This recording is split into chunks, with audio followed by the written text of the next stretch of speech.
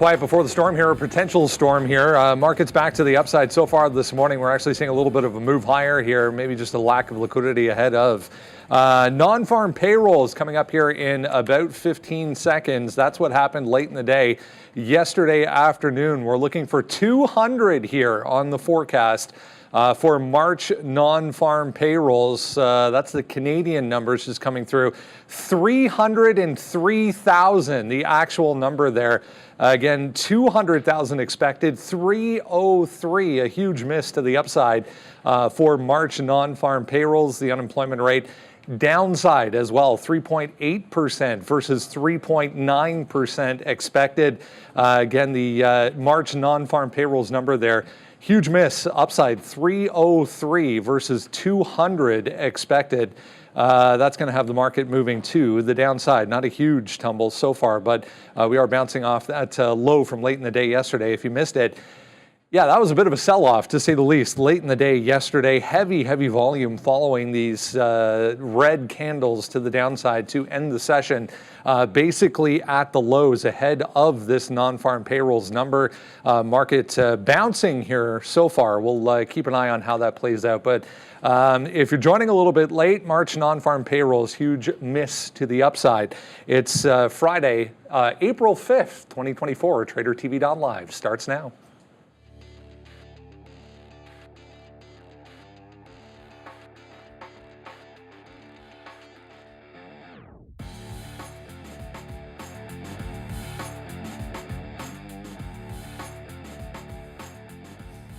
We'll see how the revisions come through here, but I'll zoom in so anyone just joining a little bit late can see. That's a big number, 303 for March NFP versus 200 expected, 3.8% for March unemployment rate versus 3.9% expected there. These numbers in line with expectations on the earnings side of things.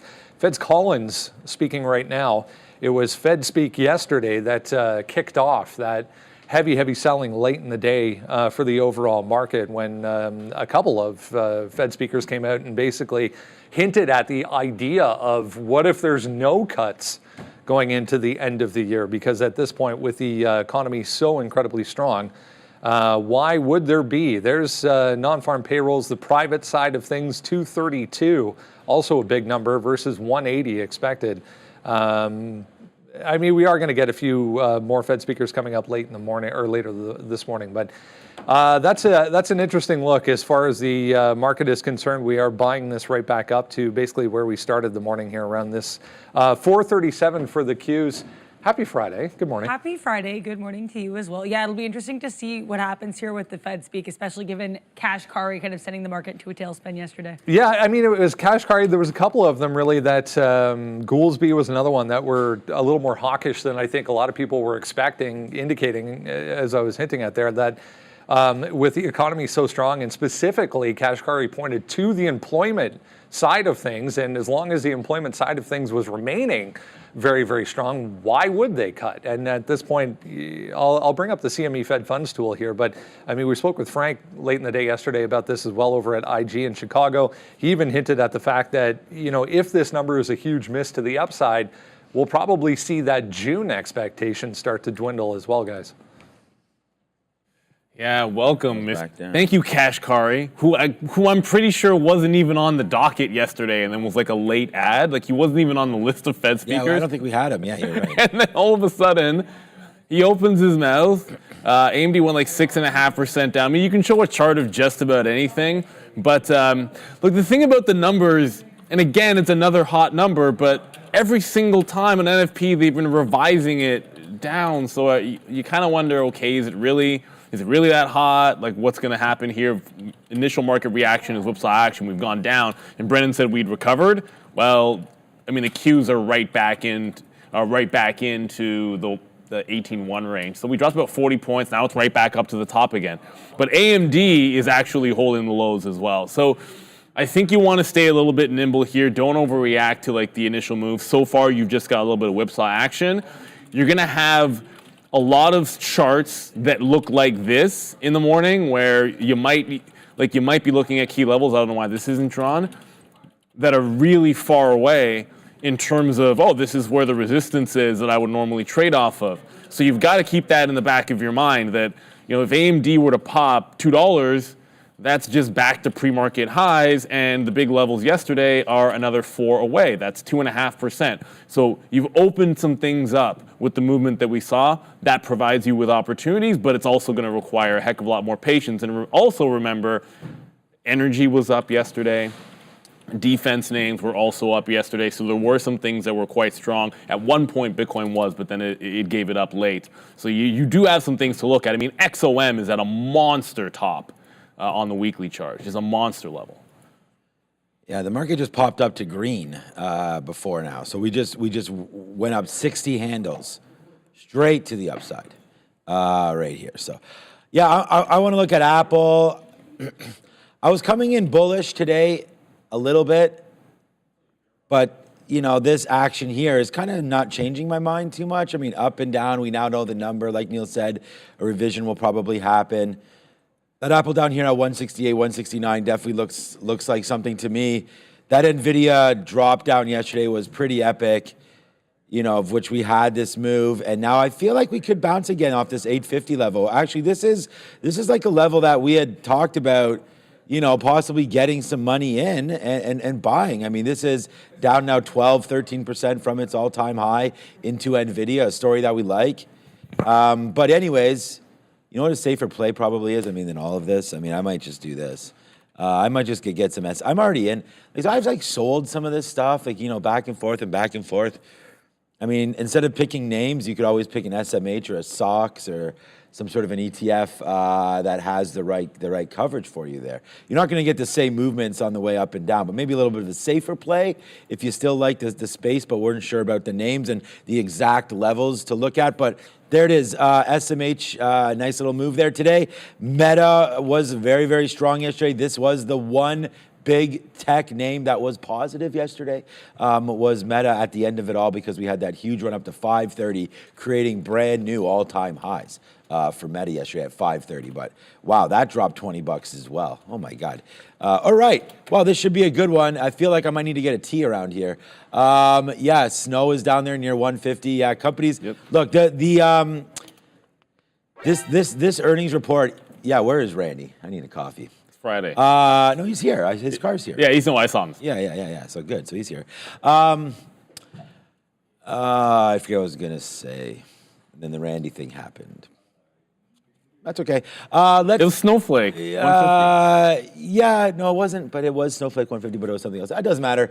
Anyways, a lot of names at some good levels, depending on what you think. The non-farm payroll seems to have been leveling off right around here. So, all right, I'm going to get the sticky note up in a sec. Yeah, pretty impressive to see right back to the upside here for the overall market. Yeah, Rosenblatt Securities pretty active this morning, upgrading Western Digital and Snowflake, both moving around here to the upside. Just checking out that Hub C. But as I mentioned, here is the CME Fed Funds Tool downside here. It was 59-ish yesterday, 59.5, I believe. 57.3 now on the chance for a quarter point cut coming up in June. So that has shifted over to, as expected, the no change side of the board here. This, you can see this kind of bell curve shifting as well back towards the no change area where we are right now. It was more heavily weighted towards 500 to 525 or 475 even. Even going back a couple of weeks ago, just reading through some revisions here, it looks like last month was down 167. So they revised last month's down 167,000, so that could be part of the reason that we are moving back higher a little bit. But yeah, lots to consider here. There's Apple on the board this morning, crypto as well, moving back to the downside. Some of the equities related to crypto under a little bit of pressure here. Raheem, I should say, Alani, coming up here in a few minutes. We're going to talk to him about India. Big announcement involving Raheem. And India. So we'll touch on that this morning. Michael Noss, 10:45 today, so we'll get double dose. Nice, yeah, lots. Certainly interesting to hear from Raheem and Michael, especially as we have this economic data today. Certainly a lot to look at with regards to the markets in that respect. Yeah, crypto especially could be interesting today. I mean, volume-wise, I'm actually a little surprised here, guys. People are kind of shrugging this off entirely at this point. Well, it's the revision. Like that's, so you got a hot number, but then you have like 167,000 revision down to the previous one. So like, what does that tell you? Can you trust this number? Answer, probably no. Like, I think that's what, and I think we've already seen a little bit of that. Like we've had these revisions before. So I don't think you want to, like this is a moment where sometimes on an 8:30 number, you'll see like, I know Sean likes like the Qs or the TQs in particular. Qs, same thing. Yeah. But you get into a position on a move, or I'd be like, oh yeah, I'm getting into. Sometimes I'll trade Square one time, or I had AMD last time, or the time before that I had like Intel. Like I'll have a stock in mind that I want to get into. I don't want to be rushing into anything today. Now, I think what you can do in a situation like this is what were the stable things that you feel pretty good about. I know in the afternoon we were talking about Apple's strength, relatively. Everything is with a caveat because it's not to say that Apple didn't drop. It's just a matter of almost everything I was looking at was breaking key support levels. And when a key support level held up on Apple, I like that. Like it first bounced off of the previous day's afternoon support, and then it didn't even want any part of the lower support down underneath the 169 levels. So that looks good off the 169 because that's something that wasn't violated yesterday. When I look at Alphabet, it bounced at 450 right at the end of the day. 150, but it's just kind of chilling out at the 150 level. So yeah, it was strong, but I'm not really feeling the same way about that support. It would need to get down and maybe show a test of 148, but we never got to see that. So I have no idea how it responded. We know what Apple was doing at 169. We don't know what Alphabet's going to do at 148. So you kind of line things up that way and try to stay in pocket. I mentioned this, but I'm just going to it's not going to be on our, it's not on the watch list. XOM, but I just wanted to show this on the daily. Like it's at this 120 level, which there's your resistance the last time it was up here, but it looks even crazier when you pop this up onto a weekly chart here. And we've probably shown this at least once or twice before, but now you have this quadruple top, and something's different about the way that it's charging into it this time. I don't know if you can tell, but usually it's a little bit more controlled on the weekly going into this 120 level. This time there's not even a red candle in sight. Like it is a little bit more emphatic. It's going to take something to bust through. The last couple times it got to 120. This is a weekly chart, so obviously, it hasn't been able to close above 120 on a weekly. That would be a big deal today, and to me that's what you watch for. If it closed above 120, I mean this sucker opening up on Monday would look pretty nasty. But if it can't take 121 as a day trade, that's a bit problematic because it is monster resistance. What's up, CompuCare team? Yeah, AMD is actually on the sticky note today. AMD hasn't been on the sticky note for a minute, but it is on there today. We nailed, obviously, the biggest trade of the month was NVIDIA yesterday. We'll still look at it. But this is our good friend, JC. He's been on the show a couple of times. He's been on the recap show, JC Peretz. Look at this. The new bull market is what he's calling it. Here is your 2024 bull market from JC. It's the XLE. It's the USO, as we just mentioned. So there it goes, man. Really glad to have been buying energy. And we talked about some of the rotation and being diversified and everything like that. So there it goes. Yeah, nice move there. Thanks, JC. I saw that last night. So I will retweet that out because I like that. Looking at Meta, another name we were just talking about that was going to be AMD, but NVIDIA on a little bit of a march now as well. We were just looking at that at 860 on that dip in and trying to figure out where the bottoms were from yesterday, looking to buy some down here. But we didn't get that opportunity because you had to have been waiting there during that non-farm number, which would have been crazy to have bids, especially on NVIDIA. But you are now up $12 from that low that was just put in about 12 minutes ago. So NVIDIA continues to go to the upside here. We are going to have Raheem in a minute, so we'll talk all about these when we get back. But yeah, just because you asked, CompuCare team, I just think AMD here yesterday down 7-8%. I was trying to play halfway back, basically, into 175. We started the day up here at 180. I mean, we started higher than that, but I don't know if you want to take the very open as the high, but either way, that's about $20 all the way to the downside. So you give 10 of that back, a little bit less than that, you're into this 175, 174 area. So we're not too far from there now. I mean, if you're at 168, 170 by the time we get open, a little bit of a bump up. Maybe you start the short in and around 172 and change. But the thing is, look what's happening. You know, market has been resilient. We've talked about that. Besides this monster flush that we saw yesterday, that to be honest with you, we talked about not breaking 18.6. There's the move down, but we find support again, and then the market believes that support. And now it's starting to get back up to the upside. So I'm not sure there's really going to be a short, honestly, until we could go up 100 and something handles from here, like 150 handles into like 18.3, 18.75. So that means the market could be up 1 or so percent by the time we actually turn this thing around to the downside. So let's just see what happens. That NFP number was an interesting one, and I'm sure by the time the market opens in 45 minutes, we could be dramatically anything could one happen. way or the other from where we are now. So anyways, that's something to look at. Just reading through a couple more headlines here. Canadian employment data out there at 8:30 as well. Not good. We actually lost jobs in this country. Meanwhile, here's the 30-year yields on a big move back to the upside here. This is off the highs, but back to 4.5. This is the 30-year, again, back to a few days ago. Highs, if you zoom out even further, it hasn't been here since basically the end of 2023. So the dollar, meanwhile, big pop on that as well, back to 104.5 for the DXY. So, I mean, Frank and I were touching on that yesterday afternoon. It was the first time that, in a while anyways, that we've seen the market really sell off heavily. And not only the dollar, but treasury yields follow in the same direction, which kind of led us to the idea that it might not be equity related and more or not necessarily macroeconomic related and more on what the Fed speakers were saying. Yeah, that's really interesting too, because I remember starting in late 2023, I was kind of seeing this relationship where it was inverse. We'd see a move up in the DXY and in yields and a move down in the market. So it's interesting that they are moving in tandem now. Okay? It's interesting to think about what that says for the market. I was going to bring up BTC. There it is. Bitcoin did move initially on that, but not really doing a heck of a lot. We're just hanging out here at the bottom end of the range. Once again, it's worth noting, 66,500.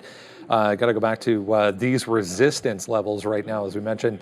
Some of the equities initially downside this morning, but with this move in the overall market back higher right now. Oh, really? Oh man, Rahim Alani is now in the building, ladies and gentlemen. Okay, I mean, the guy is just like, the guy's so dapper. It's so crazy. You know what he just said as he walked away? What? He goes, Bills aren't even going to get in the wild card, bro. Yeah, I mean, is he wrong? I mean, the AFC East is Miami. Honestly, Miami's coming for you. You know that. We all know that. We're going to the playoffs. We'll still be in the playoffs. Oh, I hope, yeah. Josh Allen, the good thing about the NFL is you have a quarterback. It is very, very quarterback based, but I mean, defense, Bills still, I mean, their defense is fine. It's okay. No, they didn't lose any. They lost a lot of guys. Oh, did they lose a lot of guys? Okay. Well, then, Neil, you may be in more trouble than we think. You think the market the market right bubble is kind of like the Bills cap situation? They don't. They don't have a very good. They don't have a very good cap situation, which in football basically means you have to trim a lot of the players. You can't afford to keep them. It's kind of like lofty valuations in the market. You can't afford to keep those. Well, you got to win. Yeah, exactly. When you have those valuations, you got to put up those titles. Yeah.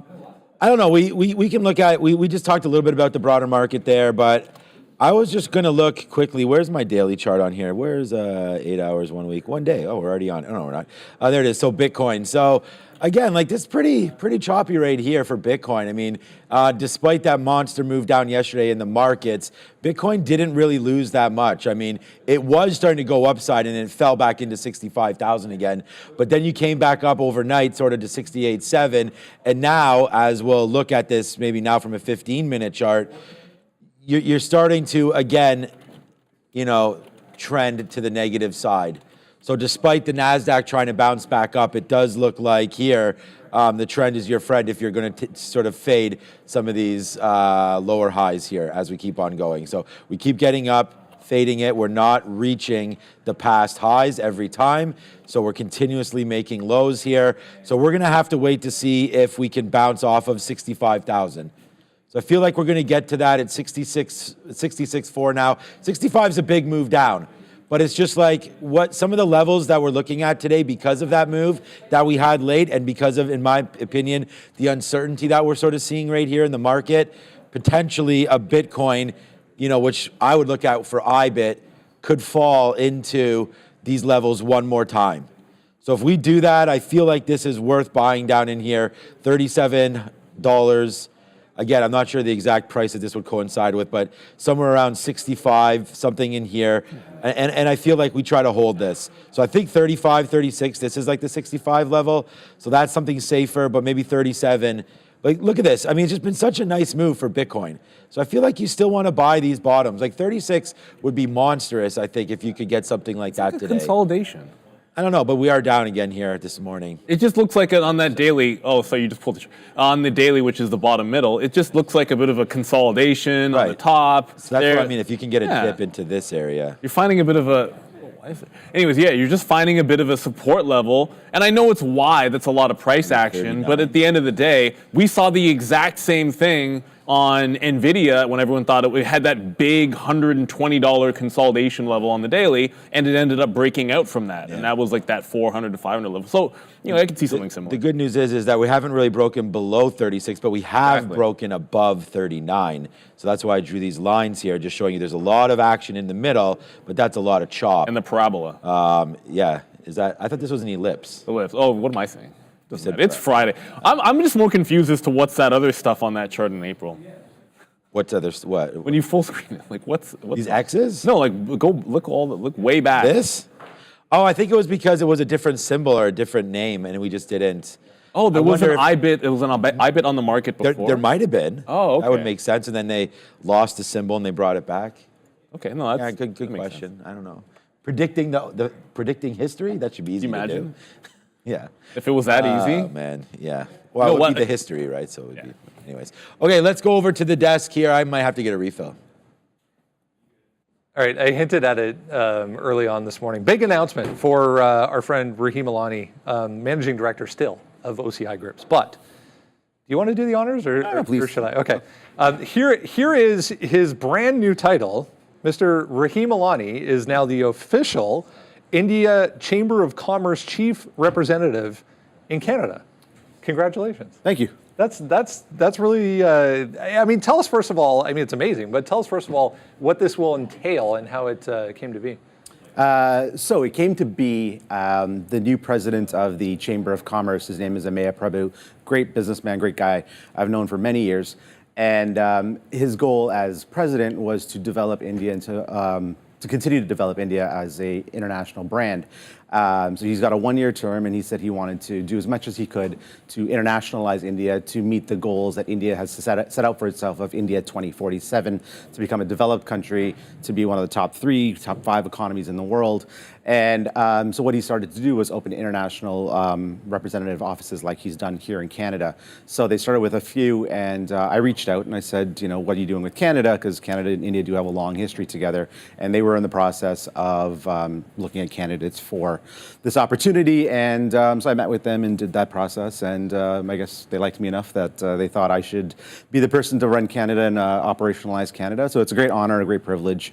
And I look forward to the government, the business, the cultural, the social opportunities, bridging India and Canada together. It's a 2-year role, and then we pass it on to whoever wants to go after me. Yeah. But yeah, so.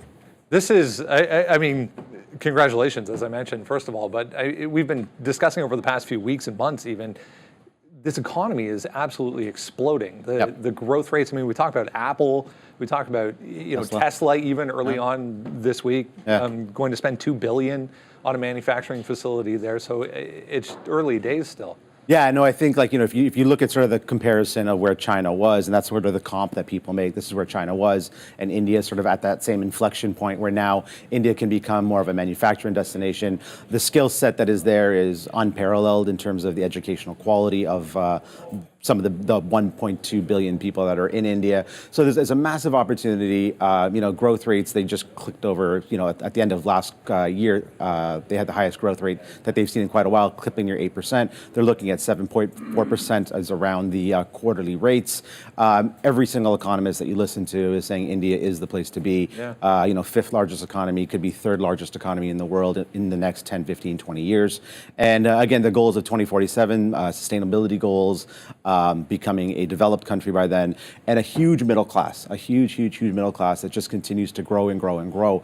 And again, when you have a middle class that is becoming that big, the size of multiple countries, economies of scale are going to be there, and people like a Tesla, like an Apple, like whoever you're talking about, they want to be in that economy. So India is going to be exploding. Like I said, there's a number of other representatives like myself that are going to be global, and Canadian companies are going to have an opportunity to do more business in India, and Indian companies coming and doing more business in Canada. Yeah. I learned as I did this, there's over 1,000 Indian companies already in Canada. Wow. Yeah. That's fantastic. Yeah. Let's touch on the equity side of things. There's a massive equity market. First of all, our show has actually seen incredible growth in that India market, just going back over the past 30, 60 days even, to a point where our audience, the third largest percentage of our audience, is now coming from India. Hi, everyone, then. I'll be there soon, so you guys can come see me in person. The equities market it's a fantastic sort of thing to look at, just because, there's a couple of different stock markets. They are developing a small cap index, so we'll definitely talk about some of the equities as we go now in this role. We can look at more Indian equities. Yeah. They've just announced T+0 settlement because they want to see quicker settlements. So they've trialed out the top 25 companies, and they're now due, as of, I think, 2 weeks ago, T+0 settlement to see how that goes, and if that goes, then they'll expand that to other size companies. So the Indian market's a fantastic place, and then again, if you want to invest, there's so many different ways to look at that economy. And I was just telling you off camera, they do have a small cap that they are now allowing small cap companies to list, and because it's such a big population, especially on those small companies, they oversubscribed their IPOs by 20, 30, 40, 50 times. There was one that did an oversubscription of 700 times. Wow. So there's a lot of opportunities, all the way from down to the small cap companies up to the large companies of the Tatas of the world. Unlimited demand, it would appear. For anyone who's wondering, maybe just run through that settlement idea. I mean, North America or any other exchange really, typically T+2. Yeah. T+2, India's at T+1 now. They're trying out T+0 just for the fact of being able to immediately settle a trade, so that you don't have to worry about, will it settle, will it close, where's the money, where's the stock, when will they cross. So that will sort of, in theory, create a more effective and efficient market. That's amazing. Best of luck Thank you. from all of us here. We'll, as you said, we'll touch more on equities in that market and some other aspects of it in North America maybe going forward. Happy to do so.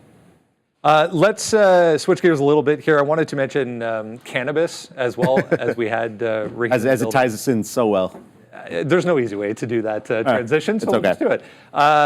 News out of Florida earlier this week that legalization is actually going to be on the November ballot. Right.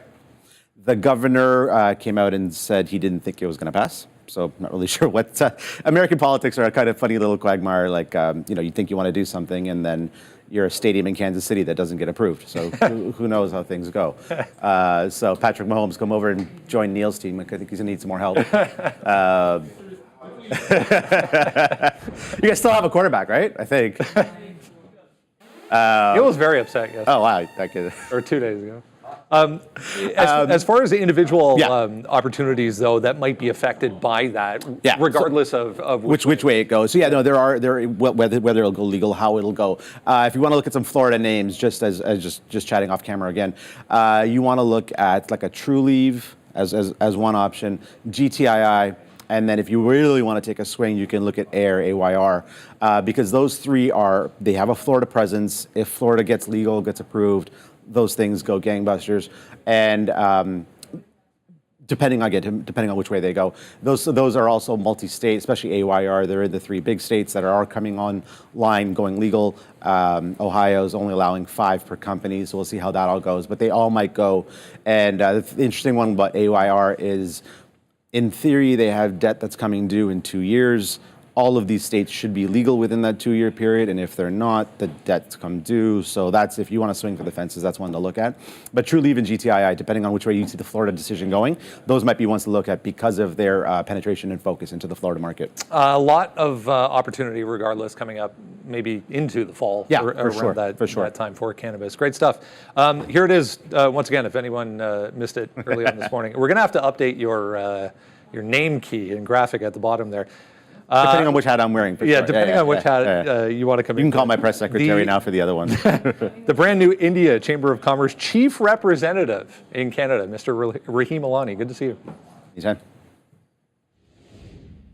You know, I was about to be like, big congratulations to Rahim. That's just how he rolls, and we're so super happy for him and the family. And then he just, for no reason, trash talks my team. That's fine. It's all, the best part of it's all in good fun. Like, we've known Rahim for years, and couldn't be happier for him. And it'll be really cool because we genuinely do, and we see it in the chat. We get a lot of questions about the Indian market, and it'll be nice. And we hear Rahim make calls on Toronto and some stocks that you guys can get interested in, or at least to get educated on there, or here, I should say, because we're in Canada. But it'll be great for India as well. That GTII you mentioned, I mean, we like it when the trend is your friend. Some stocks like this, higher lows, 50 period, bit of a pullback already yesterday. Like, that's the kind of thing you can sort of sink your teeth into, right? Like, I think, at the end of the day, you always want to have more tools in your toolbox, and you also want to have more ways to express trades. Like, I'm actually mad at myself for, like, we never mentioned Toronto stocks, and I remember yesterday being like, I think like Dollarama looks really, really good, and then not making the trade on Dollarama. Like, it opened gap up right to a resistance level, and then just broke the heck out in yesterday's trade. And like, how many times we ever talk about Toronto, but there's opportunities out here, and there's tons of opportunities in emerging market like India that we want to keep our ears to the ground to. So it's great to have Rahim available to us. Yeah, no, obviously a big congratulations. Look, we've known Rahim for, more than a decade, I'd say. I was trying to And Rahim's going to remember this story because we used to discuss a little friend named Short Round. That was a lot of fun back in the day when we had the office up on St. Clair. So that was a lot of fun. And I remember he was just like, what just happened to that dude? And we're like, he reminds us of somebody. Anyway, Short Round has his own online business.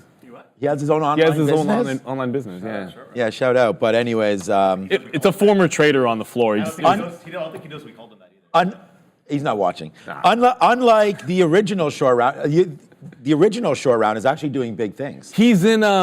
He was in. He won some sort of an Academy Award or something. Wasn't he in? What was he just? So I was going to say, equivalent to our man Rahim Alani. So again, another big congratulations. Keep bringing that heat. And we've got a lot of love in the chat, Rahim. So if you want to look back at that, a lot of people congratulating him. So thank you to all of the people in our chat as well. Yes. And we obviously appreciate having such a connection now to that market. And obviously with OCI, we'll still be bringing the heat as well. We were talking about Aritzia the other day, Dollarama, Canadian Tire, some names that Rahim has covered for us in the past as well. So, all right. Look, it's 9 o'clock here. The market kind of as we thought would happen here, honestly.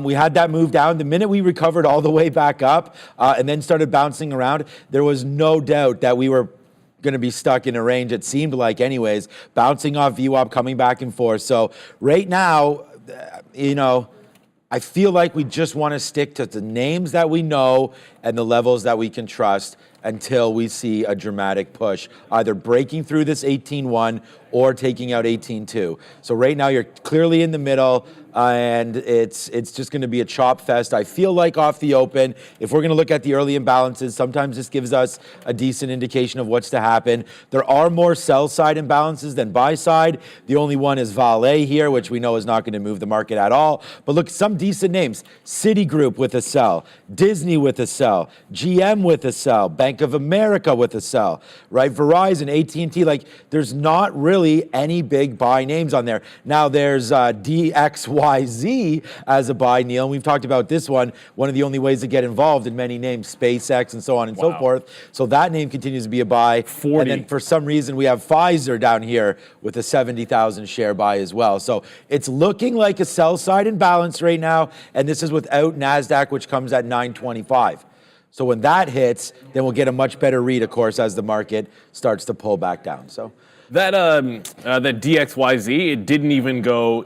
It actually held its breakout yesterday in that dump in the markets, believe it or not. Like, you want to look at, you talk about technical levels when you get liquidity events, 30 top, 30 breakout, market tanks in the afternoon, and this thing bounces right off $30. And this is why you look at really, really important levels when the market's moving and wait for them to come in. Now, we weren't looking at DXYZ. We were looking at only mostly chip names in the afternoon and finding some short opportunities there. But I wish I was in this thing. I was on vacation, and darn it, because nobody even really knew about it. No, it's like, but once you realize that it was SpaceX in there, I kind of feel you knew there'd be some excitement on it. But like, hindsight's going to be 2020. I'm not saying I'd buy it up here, because getting a valuation on it when it's 65% other stuff is going to be tricky. But it is off to the races, breaking out highs, 20% up. Not much you can say that about this morning. That isn't a small cap. It's not even a percent. Whatever. All right, let's get into the rundown here after 9 o'clock already. If you have not done so, make sure you grab that. Absolutely free for you. Just go to the website, tradertv.live. A pop-up will appear. You enter your email address, and that's it. Or you can just scan that QR code, and then you get that for free. It has everything you need to know on it every single morning. Don't think that has been updated. Give me 2 seconds. It's okay. I'll do it in a sec. Let's touch on Apple here. Actually, top of the watch list this morning. There was a note on some job cuts. 614 workers in California being laid off. The biggest move since the pandemic for Apple as far as job cuts. I mean, the whole market absolutely cracked yesterday. So Apple was, I mean, a little bit relatively weak, even if you want to put it that way. Heavy sell volume behind this move downside in Apple. It was more a market move, but somewhat of a note, I guess, is the best way to put it this morning for Apple. Yeah, certainly somewhat of a note. Some interesting things here include apparently at least 87 of the employees impacted here were working at a secretive facility dedicated to advancing screen technologies. So that, certainly some of this. Also, a lot of what I've read on this is that it's particularly interesting given that we did have that report about a month ago now that Apple was tabling its car project. So could be related to that as well. But again, not a lot of details. We just have a filing right now, so we don't really know the extent of what was impacted. A little bit of relative strength today after leading that sell-off yesterday, guys, for Apple. We do something. Oh, man, we're just talking about Raheem Alani, Adam Schefter-like breaking rumors in the NFL right now. Yeah, Mahomes just signed a 10-year, $500 million deal, so I'm not sure. He's good. He's not going anywhere. I'm not sure he has reasons to go to Buffalo, to be honest with you. Nobody has any reasons to go to Buffalo. No one has reasons, yeah. Well, you said that. You said that. Yeah, a lot of Toronto fans go to Buffalo for Leaf games, and apparently I had two of my good friends take their families down there for the last Buffalo game, and they said it was a riot, man. First of all, I love being in Buffalo. Yeah, the only thing I love shopping down there. I love money, though. I love being down at games. I think the Canadian presence is. You get like 10,000 Canadians that go every single week during the NFL. We were watching the game, and Gia said, "Is this game in Toronto?" Exactly. Because the whole thing was full of Leaf heads. I was like, no, you see the logo in the middle? That's a Sabres logo. And she's like, oh, okay. Exactly. So but I guess we're supposed to, Apple here, I mean, it's still looking relatively strong. The market is still doing this dipsy-do. And I think it's important to remember, like, we dropped, now we're right back. Like, how many times do you see this much sideways action in the overnight market? Not often. I think it speaks to the kind of move we had yesterday. So when you're just now right back in the channel, suddenly exactly where it couldn't get past or do anything around 18.12 is where things are settling down post-number. So if we hold that support on the NASDAQ, I don't see how Apple, like, something crazy has to happen for Apple not to be a good 169 long today. You got the 168 half. I don't care about the job cuts. I mean, 600, they're cutting 600 people in the division. We already knew that they were eliminating that division. There would be some changes. So fine, fair enough. I don't think that necessarily is a huge catalyst. I care more about the fact that we're holding on to the 169. So you got 168 half in here that was already support. You had the close at the 169. I think that's a place to go dip and rip as a strategy this morning in Apple. And I don't like this is one of the stocks where if we rally, I don't really have an obvious sell level. Yesterday was fortunate to have gotten top wick on a long, but you know my style of trade, if it breaks here and goes to there, I'm essentially going to get out when it turns. It could have gone to 173.5. If the market hadn't done what it did, Apple could have gone to 173.5. It only looked like a good out because the market ended up tanking because of Kashkari. So I got a bit fortunate there with that high, but I want to be long Apple today. As long as we're above 168.5, 169, looking long. Yeah, that's what we. Oh, Apple. Yeah, I mean that's going to be. So it is my. It's everything you just mentioned too. We have it on here as I was uncertain of what we were going to do with the market, but I have that same level, man. I really like the 169 long. We nailed some of these plays over the last couple of weeks, man, months, years on the sticky note. I'm going to stay with it. I like the AI story. I like the job cuts. I mean, obviously we talk about it in respect of, you know, people's jobs, which sucks to ever lose them. But for a company, we've seen what that can do. We saw it take Meta to new highs when they've talked about efficiencies and things like that. And honestly, Apple being up greater than the market is already right here. It's been tough to read off the open, that's for sure, because sometimes we've had Apple dip down in like it did yesterday, I believe, off the open, right? Where we were long this name and we actually got this long at 170 yesterday. I mean, the sticky note level yesterday for Apple is right here at 170. You know, so here's, I keep all the notes. And we had that level, and we had that long, and we got out. We got out at 170, 160, and then we did not have the short. But the best part about this short was I feel like it really gave us levels down here that we can really believe in. You know, sure, we broke 169, but did we? I mean, we got to 168. That's after hours. We were sort of just bouncing around right there. That's not... I don't really consider that a big, huge break, and I don't even really consider this 170 that big of a break either. I mean, maybe the first time when we came into it, like, look at this, it dips into 169.70 and then bounces right back, and then that last push, nothing held up in the whole market, right there at 2 o'clock, but then a really strong bounce back. Like, NVIDIA was nosediving, AMD, like a lot of these names, Meta, a lot of them don't have this kind of bouncing action here. So we'll see. I could sort of play both ways, though. I don't blame anybody that says, hey, Sean, wake up the other side of this trade, because you could also short right here at 170. That's a very, very similar level, 170.20, 170.20. There's the bottom, there's retested top, and we retested it this morning and faded out as well.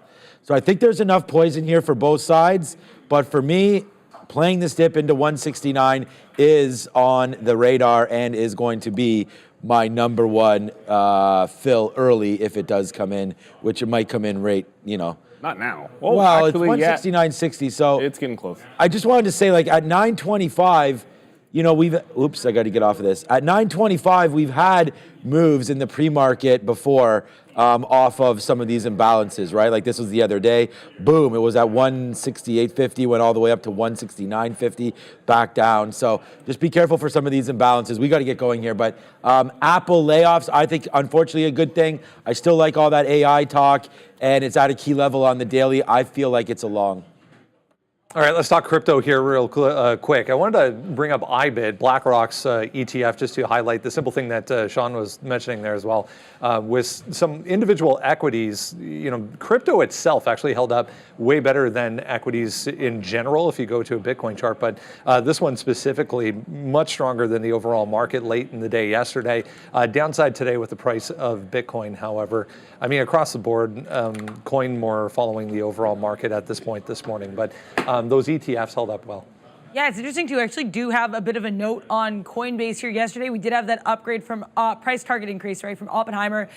We also had last night ARK Invest selling some more shares here. So they sold just over 25,000 shares of Coinbase between two of the ETFs, valued at about $6.4 million in share sales total. So a bit of a smaller sell here from Cathie Wood and ARK with the Coinbase. A little one moving back to the upside here real quick. GCT Semiconductor Holdings. Just popping up in front of me on a volume scanner, but GCTS up 110%. Yes, that is the OB name. That's Obi the was OB. looking at that, so we'll look at that today at the midday for sure. Okay. He was liking GCTS. Came up on his relative volume scanner. Talked about that on the midday show with Adara. So talk about pre-market trading. I mean, that would be something that you'd want to look for, relative volume. And You looked at Coinbase right now. Like actually, like Kathy Wood selling notwithstanding, because I mean, if you kind of look at the whole when she buys, what happens to some of the stocks, and when she sells, what happens to them, some of them in the timing, that would suggest don't short Coinbase today if she sold some. But I kind of feel when Bitcoin was holding up, Coinbase was following the market to the downside. So I don't wonder if that's a little bit of relative weakness, even if IBIT and BTC and if Bitcoin holds up today, you got some pretty decently defined levels. Obviously, it's 260, 254. The morning lows, when they turn into resistance on anything, they'll look good. So 254 looks like a resistance level, and then the 250 stands out. So that's a good psychological level as well. So if we pop, I just want to be looking for a short. So I want to look for a short curl in here. If that doesn't work at 50, then I want to wait around for 254 and look for the curl in there. If you get to 260, then look for the curl in there. Like, I understand if they get to those prices, it has to go up. But just because you're looking for a short at the top doesn't mean you go long into it, because that would be anticipating it gets there. I just want to be ready for the curl if it gets to that price. Only looking short up there at those levels on Coinbase, and willing to take a couple of swings at it at those individual levels there on Coin. All right. I was looking through our notes there. You just did Coinbase. We talked a little bit about IBIT. I mean, we could sort of look at Bitcoin. It's not really doing too much. If you guys saw us earlier, I think 65,000. I mean, we could just call up Bitcoin just real quickly here, because I still like. I don't know if you guys want me to talk about Bitcoin or IBIT or what, but that's kind of why.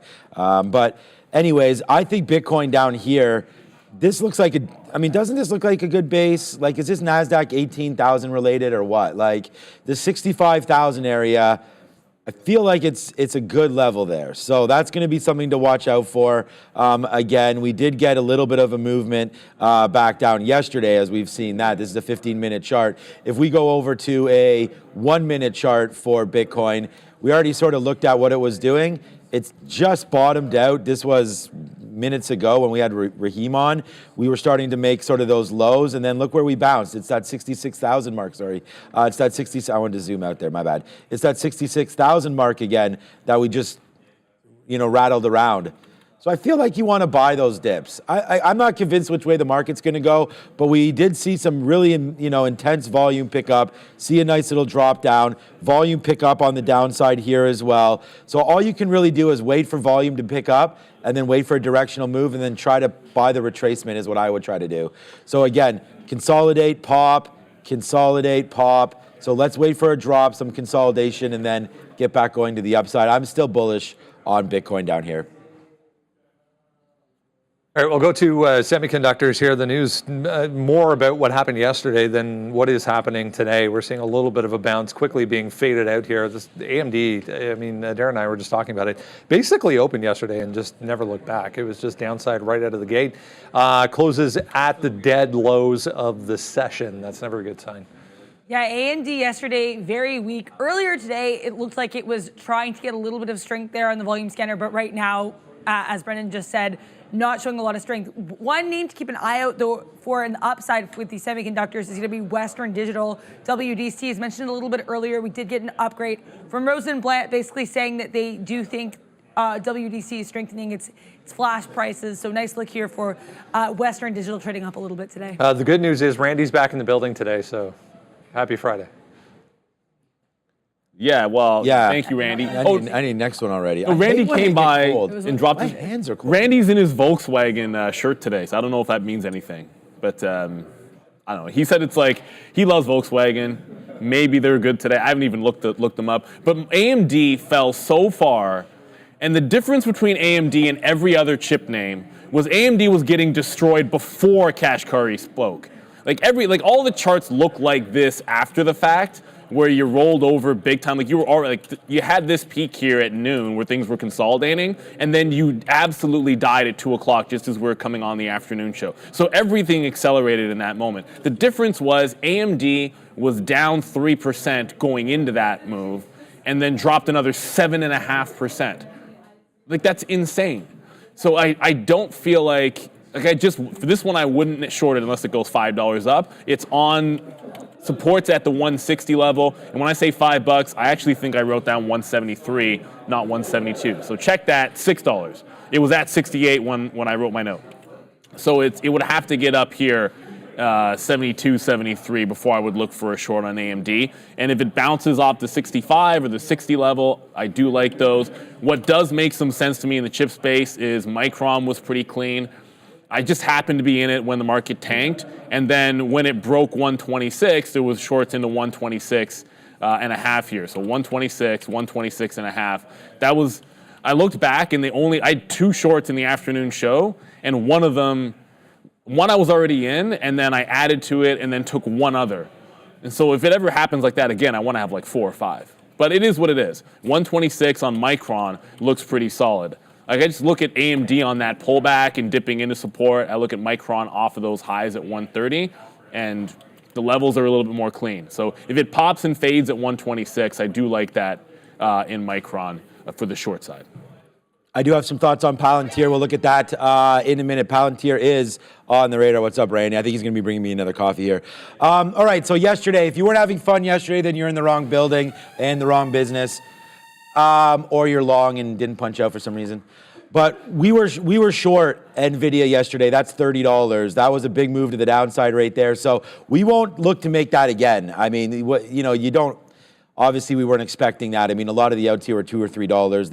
That out right there is $12. And then we just kept on trailing it all the way down, which made it something special because we do not normally get trailed like this because we talked about that our stop was 86. It almost broke, and we could have got out right there if it broke.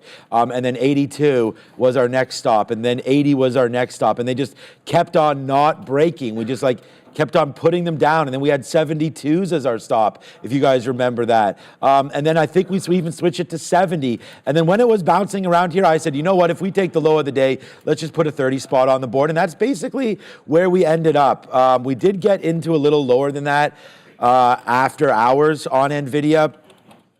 But actually, let's call it NVIDIA. So I have AMD written on here. You can go find it, sticky note at TraderTV Sean. 175 is the retracement level for AMD. That's where I believe we can get a short on. And I don't think we're that far away. It's 170 right now. Good possibility for that. Here's the cover yesterday in NVIDIA right there. There's the break. There's the chart I just showed you. So there's the cover. It did get down lower into the close at 860.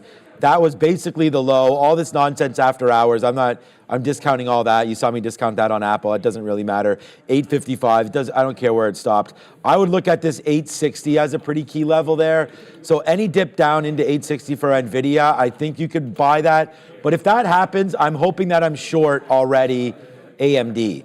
So I'm not sure about what to do with NVIDIA today. I would much rather play pops. And if we can get anything into these 90s again, then let's go for that. But for right now, look what the NASDAQ's doing.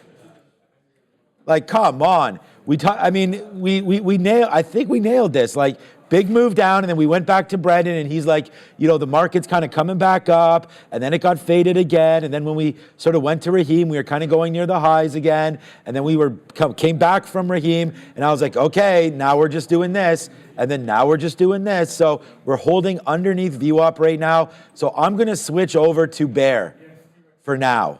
So I still have these low levels, but if we're going to stick underneath, we have the imbalances coming in a couple minutes. This could all be garbage. So right now we'll use these kind of levels, 18,175. I mean, you can really go to the top of 18,190, 18,200. But for right now, I'm feeling like there's a little more pressure to the sell side, but that's not based on anything other than me just looking at this because the volume's dead and we still have to wait for big imbalances. And it's a Friday and the market has to catch some steam from yesterday. So I think the last time we had a move that even resembled that, it was a little bit bamboozling off of the open and much more flat of a day on the Friday than people expected. Actually, I was talking about that with, I think, Josh and some of the guys in the subway yesterday on the way to Union. But that said, put in your levels, be patient. Obviously, you're going to have wider expectations for ranges, but if that doesn't materialize, you're going to have to adjust on the fly. I was just reading, that was the highest payrolls number in 10 months in the U.S. Still a lot of strength. Let's talk Tesla here. Downside with this, I mean, right out of the gate this morning, since that number, it's been downside for Tesla. Counterpoint Research coming out with a note this morning talking about, speaking of India, talking about the potential of a 66% uptick in sales for Tesla when they enter this market. Yeah, so this report was really definitely bullish for India. They're saying that India's EV market is particularly strong compared to other EV markets right now. Like we know there is a drop in EVs in China. So they said India could see a 66% rise in EVs. Also, they nearly doubled their EV sales in 2023. So overall, bullish on the EV market for India, which could be a nice look for Tesla, given their involvement in EVs in this country, as we noted this week. Just real quick, there was a note on the Cybertruck as well. This is just an opinion piece, so take it for what it's worth. Talking about the possibility of some electrical issues, maybe hurting production of the Cybertruck. Yeah, Tesla looks, right now it's relatively weak. I mean, it's down 0.8%, and the market's up. The NASDAQ's up 0.3, the ES is up 0.2, so it's about 1% worse than the overall market. Well, I had this pretty line drawn at $173 on Tesla, and I suppose at this point, now down at 170, I don't necessarily have to reevaluate anything. It clearly accelerated through 173 yesterday's trade, and it was strong for most of the day, but it was after 2 o'clock. So if you see like anything that accelerated downside, then after 2 o'clock, then this bounce had a wick and then a rejection of that 173. So that's the reason on the 15 minutes. Something like this is always, it's easier to spot it when you look at like a 1 or 2 or 3 minute chart. So it got to that even dollar, tried to chew through, failed that break, and then consolidated lower, and that was in the last hour of the day. So I like that 173 for a fade. I feel like Tesla's still a bit in the doghouse. Great relief rally yesterday. But yeah, unless it gets back above 173, I don't know that I'd be trying to pick longs unless they are like those bottoms. Like the 65, the 60 actually wasn't 65, it was a 160 level. That's that big low that I think you want to take the longs off on Tesla. That's where it bounced earlier in the week. That's where it's bounced those lows mid-March. So I think that's what you wait for. Yeah, same thing. If it's relatively weak today, it seems to be pretty clear, right? Down 0.8% right there. And obviously some negativity coming from that Cybertruck. Let's see if it continues to go to the downside. I'd like to be long Tesla, to be honest with you. I mean, I feel like there's been some really good bottoms, but unfortunately, we have to wait until we get down into here. So I am going to turn a little bit.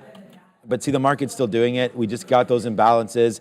So I think 162, I'm going to leave Tesla alone. I didn't actually write any notes on it. I would much rather, we didn't look at Palantir yet because we're going to look at DNUT next.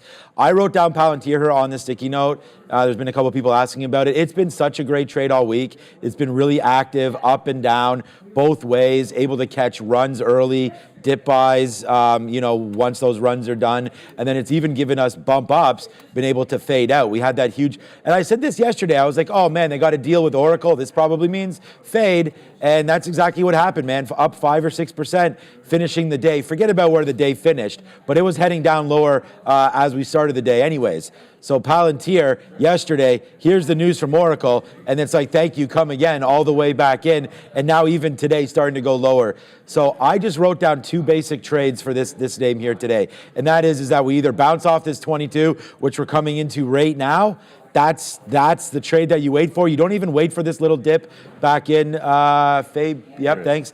I'm not going to wait for this. If we break through 22, give it a couple pennies, and I'm gone out of that one. Or I actually think we could break 23. I think we could get going and take out 23 on the top here as well. So if the market reverses course and we don't get to 22 dip buy, don't want to trade it in the middle. I want to trade a 23 break because see, it's the high there, it's the high there. Let's get back up to 24. So I like a 23 break for at least 25, 30 pennies on Palantir. Oh no, what just happened? So I just got long. You were bidding 11s? Yeah, so I just bid Apple. So I'm now long 169.11 down here on Apple. So let's wait to see what happens here for a dip buy in Apple. As those imbalances, we just talked about it, coming out now. So here we go on the NASDAQ, starting to give us a little bit of feels. But there's Apple with a nice bounce for sure. but not much happening. We could take a piece out if we're lucky enough to do that. Maybe we'll just try it and get a piece out here. But Apple for now is a nice little bounce off 169. You didn't notice, did you? For now. All right, real quick, D-Nut, Krispy Kreme taking out the highs here. A couple of positive notes. Upgrade on D-Nut, Krispy Kreme, also Snowflake was the other one from Rosenblatt. So Rosenblatt on both D-Nut and Snowflake. There's also this Piper Sandler note, if anyone's wondering. D-Nut, the last on the list there, guys. So I wasn't here. By the way, I usually bid 12s and 22s. I bid 11 today, which is weird. But I'm taking some out of the 50s on Apple. The imbalance just came up quickly on D-Nut, 15%, 16% short float. They had the McDonald's partnership, 3 donuts added to the menu or something along those lines. That was a headline when I was gone. But it's a squeeze type play. So if it gets through 15.5, this looks like it's got a potential to squeeze. It's already gapped up a good $1 from those lows, so let's let it calm down at the open. But I think if you're playing Krispy Kreme, you're playing it for some kind of a squeeze play and a breakout, right? Like a squeeze name has to take out tops or it's not interesting to me. Like I don't want to sit there hoping that I can catch a bid on a liquid stock. I'd rather Krispy Kreme start to go and then you just try to follow along. So it's Friday. Only an Apple. We'll have some fade plays that I do like if we even get those pops in the chip names on Micron in particular. I forgot to mention ARM in a flat bottom break, but we'll get to that one just slightly after the open. Why? Because it's time to drop the countdown for the final time this week. There's a Dara on the bell. Let's see what the market has in store after the shenanigans of yesterday in 3, 2, and 1. Ring it. All right, yeah, so similarly, we took that out already on Apple for 50 cents. Let's see here, it comes back in again right now for Apple. So just be careful as we wait to see. I might just take another piece out here at 47, so we'll do that. We are also waiting up here at 170. So again, the sticky note, number 1 sticky note trade with confidence down there, Apple at 169, enough so that we are both sitting there. So go check it out at X and on Instagram for those fills as people, those sticky notes as people are looking for that. That's Apple. Quickly on AMD just to see, check the temperature here a little bit on these names. So AMD, nicely done, man. Up 1.5%. Anybody that believed in that move yesterday to buy those dips into the potentially strong name today, up 1.25% right now is AMD. AMU's tanking. No, okay, yeah. See, so Palantir is going back up to the upside. We may get that 23 break at some point. We are still bidding low. We are bidding 22.10s. That didn't come in yet, but here comes 23. I might just blast this long and see what we can do. Look at the market. I mean, I'd hate to say we said this was going to possibly happen, but right now, even off the open, not a dramatic move one way or the other, as we've been known to expect here right off the jump. So right now, market trying to figure it out. I'm willing to wait for that to happen. We've got some key levels and key stocks ready. Like, seriously? That's why it was on the watch list. I know, but it's D-Nut. Yeah, you know, you prioritize the chip names because of what happened yesterday. D-Nut broke 1550, it's at 16. I do not want to chase it. But squeeze names need to break levels, obviously, and then shorts are under water. So there you go. Hopefully somebody took that trade. But I'm going to go back to the well. We're waiting for a pop enough in AMD. Micron went immediately to the downside and... You know, just sit in the Intel short next time, Neil. That'll be the answer to that question. Intel's already down $1. Ouch. From the open. $1. Okay, well, that's good. Did the market do anything? That's a good thing. Should have been sitting in that short. Wow. Should have been sitting. Hindsight is 20. I'm sitting there looking at pops on Micron and AMD and not Intel. That's a mistake. It is what it is. Tesla, we'll get back over to that one. No pop to the upside to be able to fade there. Alphabet. The 152 level is key. If this can get above 152, I would like it. And 52 is just previous low, then was resistance in the afternoon. So you got to be a little bit patient here. And ARM, I said I'd talk about ARM for a flat bottom break. The reason I'm interested in ARM is this 121 level. So if it's at 121, some people might like a bounce. I'm looking for a flat bottom break on ARM. Just got to be patient here. Okay. Not much happening, to be honest with you, and I'm still looking. AMD is coming back up. Palantir, we still have that 23 break as a possibility as the market is trying to figure itself out as well right now. So I feel like we can just wait for it. AMD really starting to go upside now. Intel is the short of the day, man. $39, that would have been good. But again, not on on the radar. So hard to look at it. Do we like AMD up here? I think we do, kind of. 170, I was just trying to find out reasons to short this. There's nothing really yet for that. Even if you break it out, I still think up here is a better weight for that, and we have time. So let's use that time to set advantage and wait for that to come through. I did want to look at Disney from yesterday, and I apologize for not really hitting anything yet. We're in Apple, we're already out of 40% of that up there at 169.50. Disney bouncing off 117, but look at the volume again, pretty light here, but a nice move. And Disney's starting to go higher against the market here, so maybe we've identified something with that. Potentially a dip buy into 116.50. Yeah, I'm kind of a little bit not shocked here because that Apple just reloaded. The DXYZ is not halted. Someone just said in the chat it's halted. It just wasn't moving that much when I pulled it up. But Apple with a reload off the 69, so you need to hold on to this level. The last time it gave you like a 40 to 50 cent move initially, and then it stalled at 15 cents higher, like 60s and 70s. So if it gets back up there, do want to be taking some profit. I'm going to look to, if you don't get the short the pop, then I usually short it into the pre-market low. So that's what's available right now on Micron. And you can probably, there's no levels to play off of an Intel. So I'm gonna go back over to Micron, shorting back into the pre-market lows, as that's all we have available to us. Tesla was on the radar. That's still falling like an absolute rock. This is one of those days, man. You just gotta be super, uber patient. See what happens here, because I'm not getting any fills outside of this Apple one, and we'll have to wait for pops. The stocks I wanted to short all dropped like rocks at the open. Yeah, we're into Apple. We'll use somewhere around this yesterday's bottom, but I don't know. Okay, so Intel right now as well. I feel like it's already. I said that it's kind of already shown its colors here, so fine. This is the one then. Any kind of a move back up to VWAP right here. We're going off of our sticky note, so this is a little different, but any kind of a move up to that level, I think, is something that we should look at here for Intel. So yeah, any kind of a little dip buy into there, we're going to be all over that. So, here comes Coinbase. Yeah, and Apple, by the way, is starting to go upside a little bit for us. We're long at 07. So Coinbase is 250 was level for Coinbase. IBIT is moving slightly to the upside, so Bitcoin is making a move up. But I wanted 250 for a fade zone, and if that doesn't work, 54. So we'll try to respect those levels. And again, the NASDAQ has now moved. It's still exactly where it was at the open. I was about to say it's now moved X, but it absolutely hasn't. Palantir apparently making some moves for you there. Turin, maybe a firm will give us a short soon. You know what? I got no issues going back to an oldie but a goodie on a morning like this where you've had to be patient. A firm's popping to the upside. You want to quickly do work, which is go over to my 15-minute chart. That's pretty simple. 32.65 and then 33.30. 32.65, 33.30 are the two levels of resistance. They look pretty good there. But I'm going to get some Apple out here on the way to that 50 level. all right, here we go.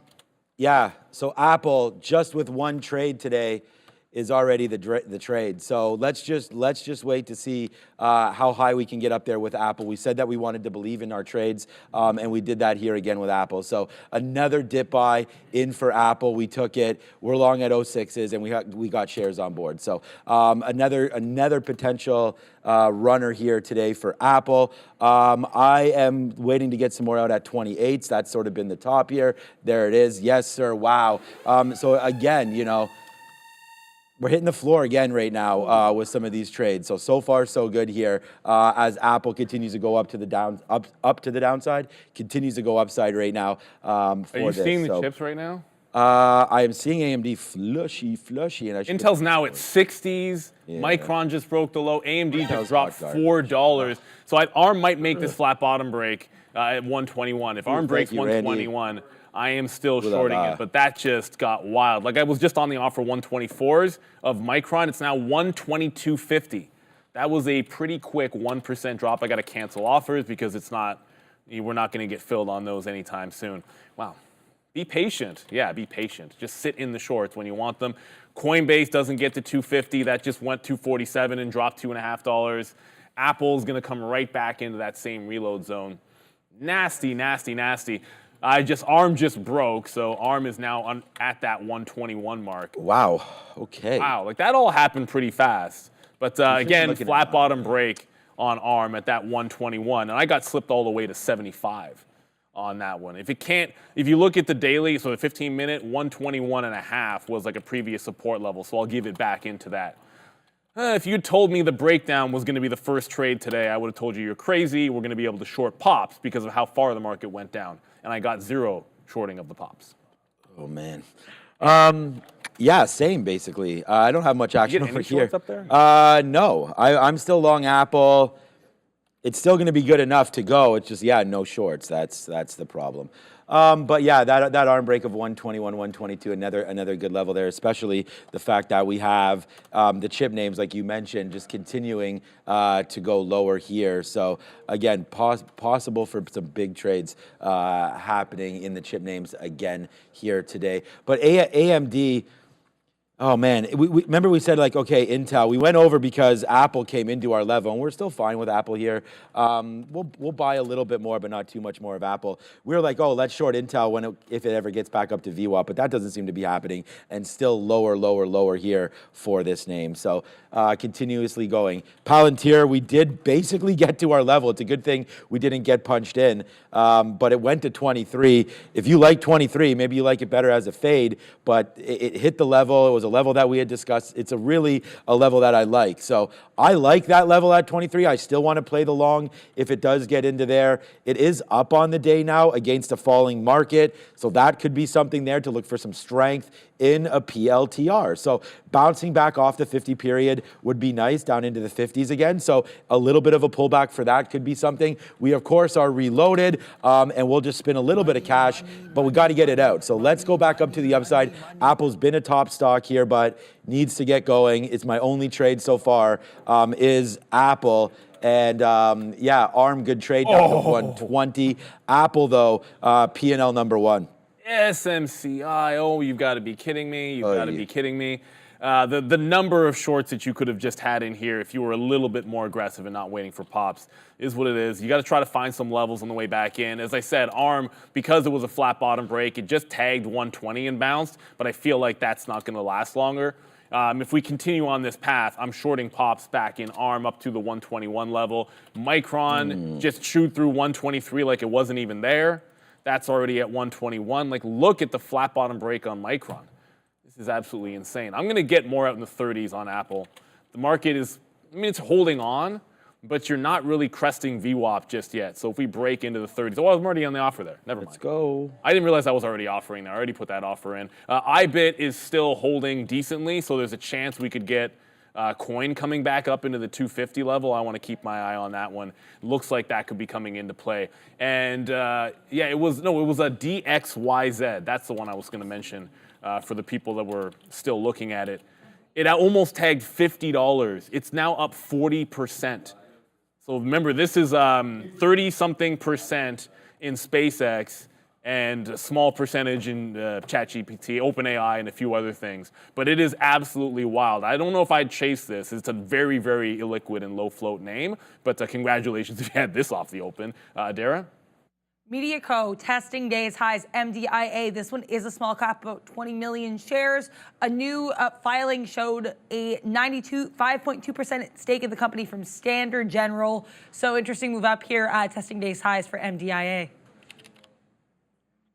All right. Amazon, a name that we looked at earlier, is really going.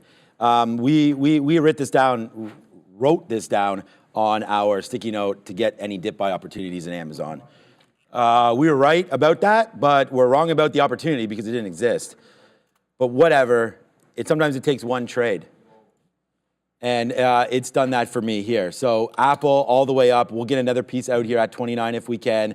Again, just putting on positions that we like and putting them on with shares so that we can hopefully enjoy a move to the high side if we can be right on that one. So that's what's happening with Apple. I don't have any more offers until the 40s, so let's do that. I just want to talk about getting some out there.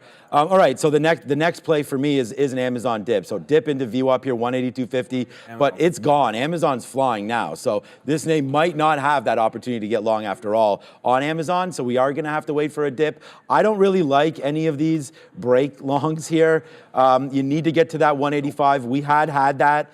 Not yesterday, but we've had breakouts before on Amazon, and sometimes they're not super great. But today, look at that momentum. I have really no idea how we picked this out today. We've got a question on the Q&A. And again, thank you for another big market recap show, man. Again, like 1,700 or something of you viewing that after the fact as a podcast. Like, that means a lot. Not only do we have 3,000 or 4,000 watching at that time, but then also giving another 1,700 after means a lot. But, we hit some of that levels yesterday. I really like Amazon. Apple's actually not performing that well right here. I'm taking a break. So I'm going to possibly, take a break. I'm going to take a break on buying Apple. But what were you saying about a break?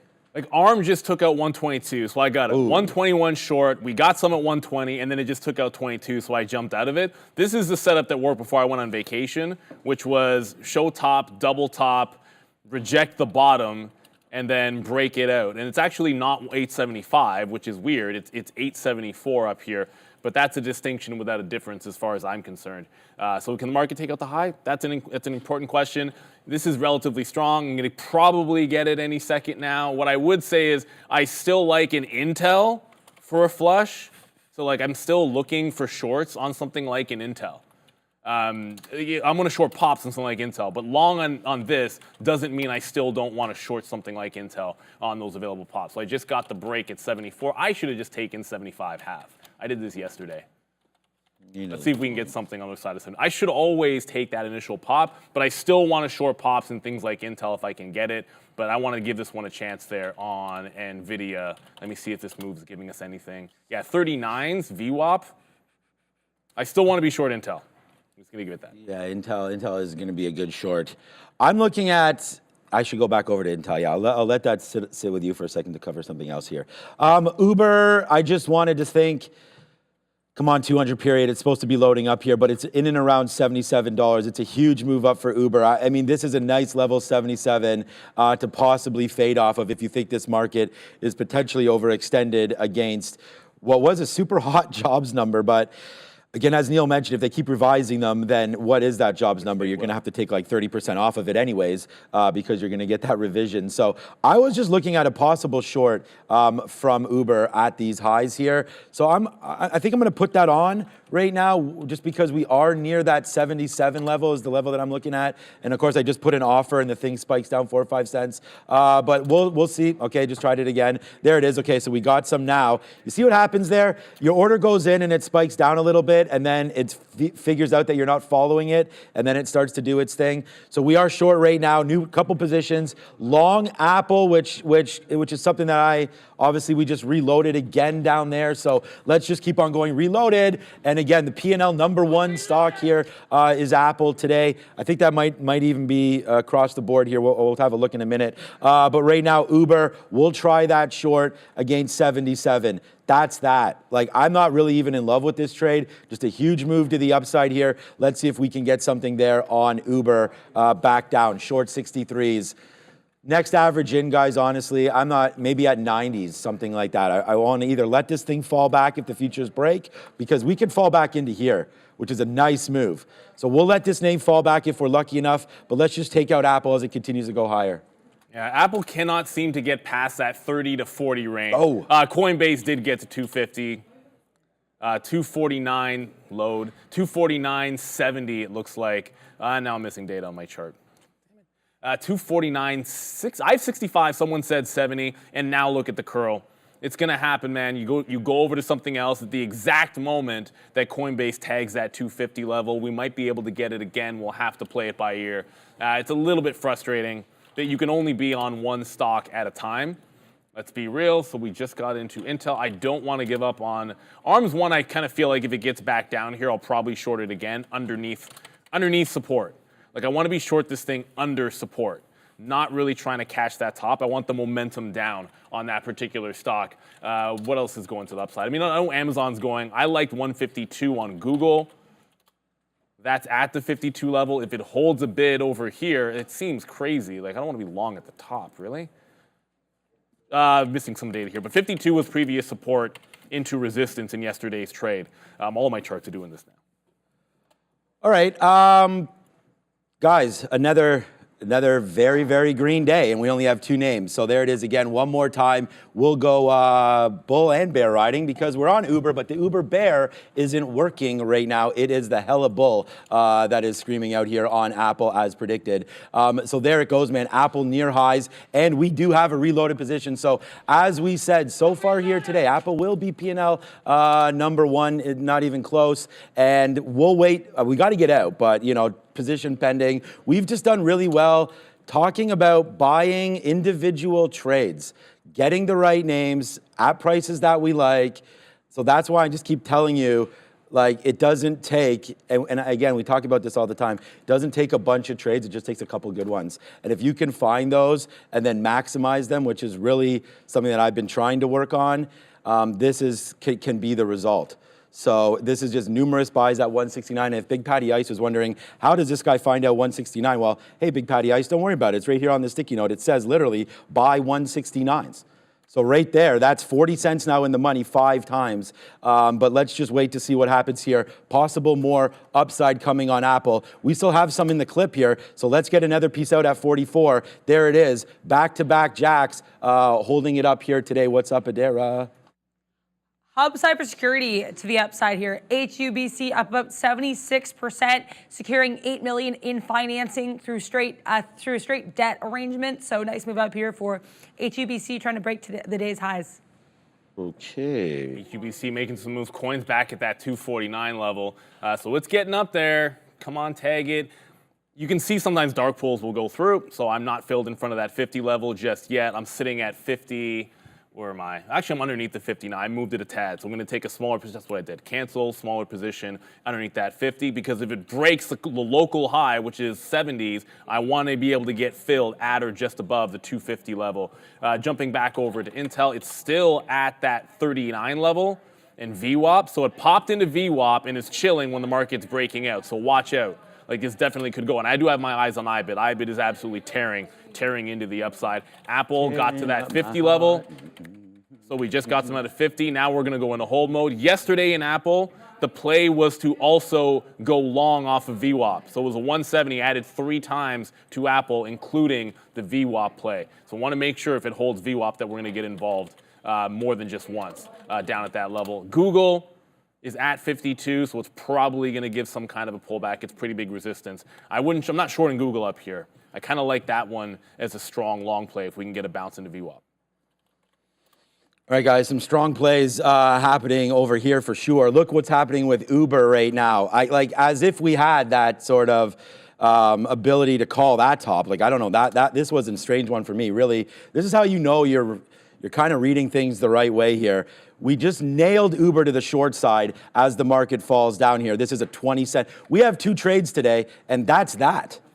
We have Uber short right here at 76.65. So that's a wrap there. Hopefully that can continue to make a move down. And we already, wow, we nailed this one. Man, did we, this one right there, honestly, guys. The Apple one, whatever. You know, we've been doing that for a minute. But this Uber trade here, we found it, shout out to Adara, in the wild. We just called this up. This wasn't even really on my radar until we saw this move come up. Huge move to the upside, and then boom.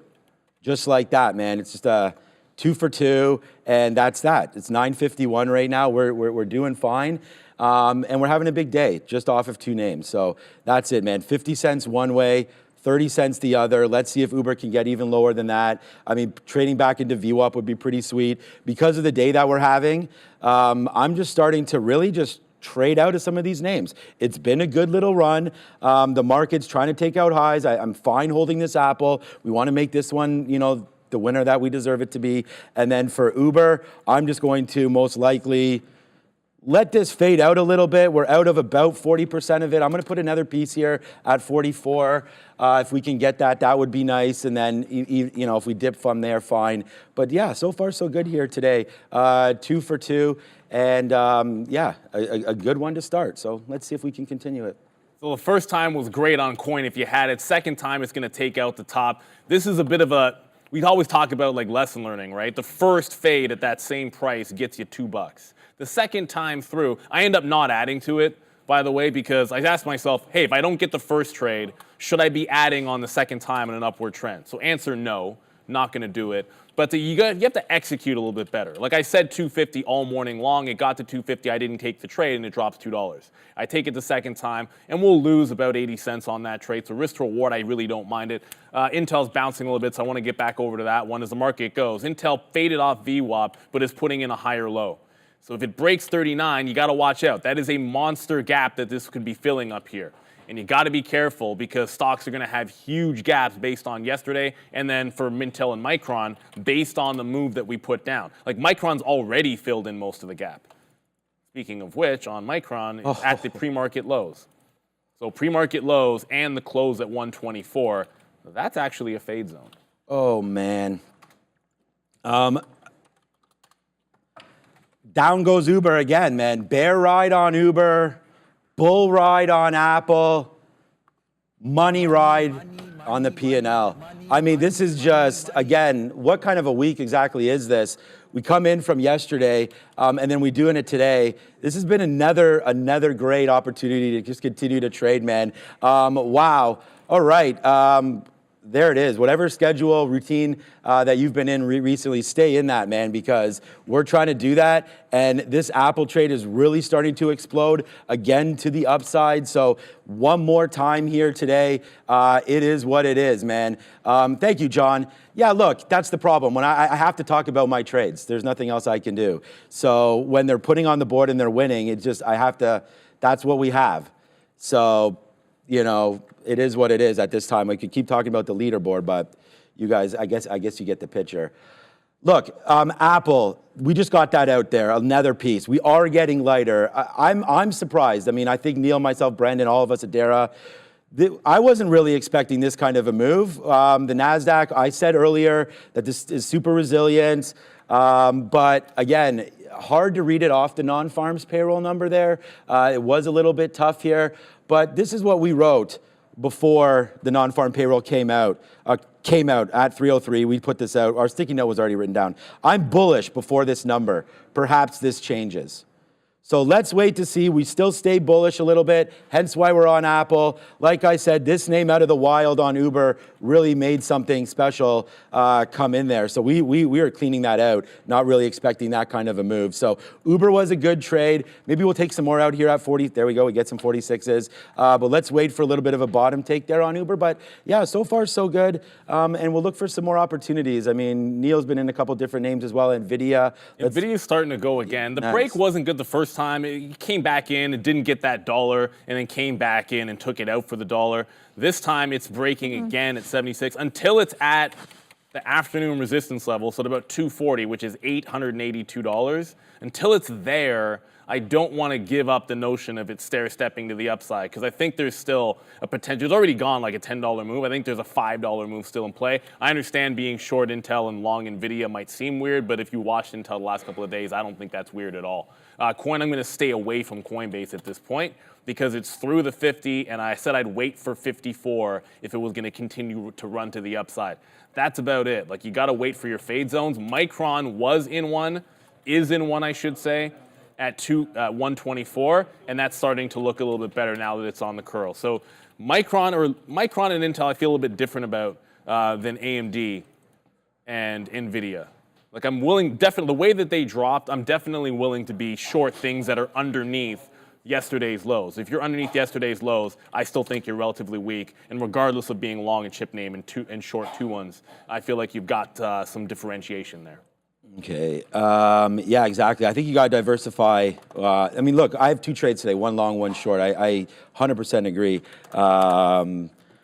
All right, 77. I'm so again, remember we were getting pretty nervous. Okay, that's Apple, by the way, still going higher. We were getting a little nervous about that Uber trade because we didn't really, remember we were like, wow, okay, we picked this out. So we did get more out. You guys saw me picking some out. I'm going to wait for a 90 fill. If that comes in, it comes in. If not, we will pass on that one. And of course, you know, what makes the show hopefully is the trading, but also the viewers, because without you guys, we wouldn't have anything. So I want to say a big shout out and a welcome back, welcome back. Dominic, haven't seen you in a minute. What's up to the Brewers and what's up to the Packers? Shout out to my homeboy Dominic right there. MDIA, because, you know, that's a good super chat there. Let's go have a quick little look at Mr. MDIA for Mr. Dominic, and we will find out Medico Holdings here. MDIA, obviously a little bit of a runner. I have time here where you guys can see what we're doing. There it is, man. Up nicely, Adara, MDIA, possible story, obviously, here today. We could just check out what that short float is, MDIA. Just have a quick little look. So short float is relatively nothing. It's another low float runner there at only 4.5 million shares, starting to go upside pretty nicely there. Wow, this has been a runner for the last couple days. So this is the thing. Some of you like a Dominic, or some of you in the chat, if you can get these things early, look at the continuation, day 2, day 3 play. So there it goes, man, MDIA. I always get nervous when you see this kind of continuation all the time, but it's a nice move with tons of volume, man. 29 million shares with a short float of 5 million. So that tells you sort of the interest that's in that already name one halt today. Right now, already halted? Okay. Well, it's on my scanner. It halted right at the open. Yeah, that would make sense. I have a halt scanner, 939, it halted. FAAS apparently is halting too. So here come the chips to the downside. Micron just broke. It's like 80 in the money. NVIDIA is holding 74s for now, so I'm going to move my stop. I had it at 72, but if it's not going to hold 74s, I'm just going to get out. So the way the market was going there, the market was breaking highs. All the chips, like this just happened on Micron. So I was gonna give NVIDIA down to here, but I'm gonna tighten it up. I still believe NVIDIA is going stair step, but the breakouts are not the way to go. It's got to be a dip buy situation. Let's look for a bottom and then try to go long. I still believe in that one in AMD as potential bounce plays at this particular point, but the shorts to me are in Micron and Intel, which are underneath VWAP, which are underneath support levels right now. They look like absolute fades. Apple is still holding on. Ooh, Coinbase is right back at 250. No, I said I'd wait for 254. So we're going to stay patient when it comes to Coinbase. I like that 50 level, but you could easily just start bouncing off of this sucker. Like it could do the dipsy-do, wick underneath if you try to go short, and then it's a liquidity grab, and then it's just going to run higher, and it's going to be nastiness. So I'm not going to fade coin off of this high anymore. All right, we're going to put in a stop order here for Google. We'll take a little bit of a short here on Google just because it's up near that 153 level. We come into some levels that are looking at 153 again, maybe 153.10, 153, something like that. Let's just see. We had a nice move up. Maybe we'll have a nice move down. We did take out some more levels there on Apple. We got some out at 50. Now it's coming back up. Let's put an offer right here, right now, and get some out at 66 if we're able to, as we'll take. There it is. So that's another piece out on that one. We're really to the moon on that. Uber is starting to go back up to the upside, so watch out there. And Google is your new position. Let's let it cook if we can. So right now, Google, that's what we're going to look for right here. A little bit of a short as Palantir is getting close to pushing that high level of 23 bucks. I'm going to take the long, but this one's a little spicy because it's just hanging out. I don't want to be short Google and thinking about too much of a long. Wow, there goes Apple again on Palantir. So Apple really making the day here. But let's go over to the desk and figure out what's going on with Adara. We're out of Apple.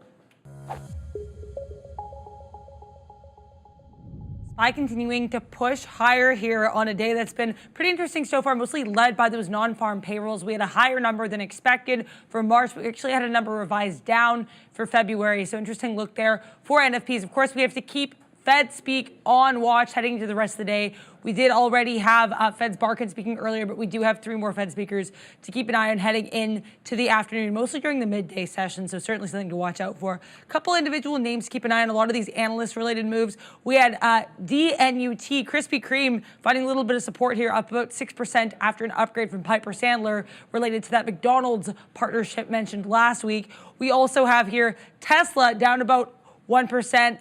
a couple different news stories, some potential issues with the electricity on the Cybertruck as reported in an opinion piece, and also India's EV space looking strong, which could be a nice look for Tesla as well, looking to invest there. Last but not least, Snowflake, another analyst move up about 2%, an upgrade from Rosenblatt, guys. Short MDIA. I'm not shorting MDIA. Someone just said Dominic in the chat, like, don't you dare short MDIA.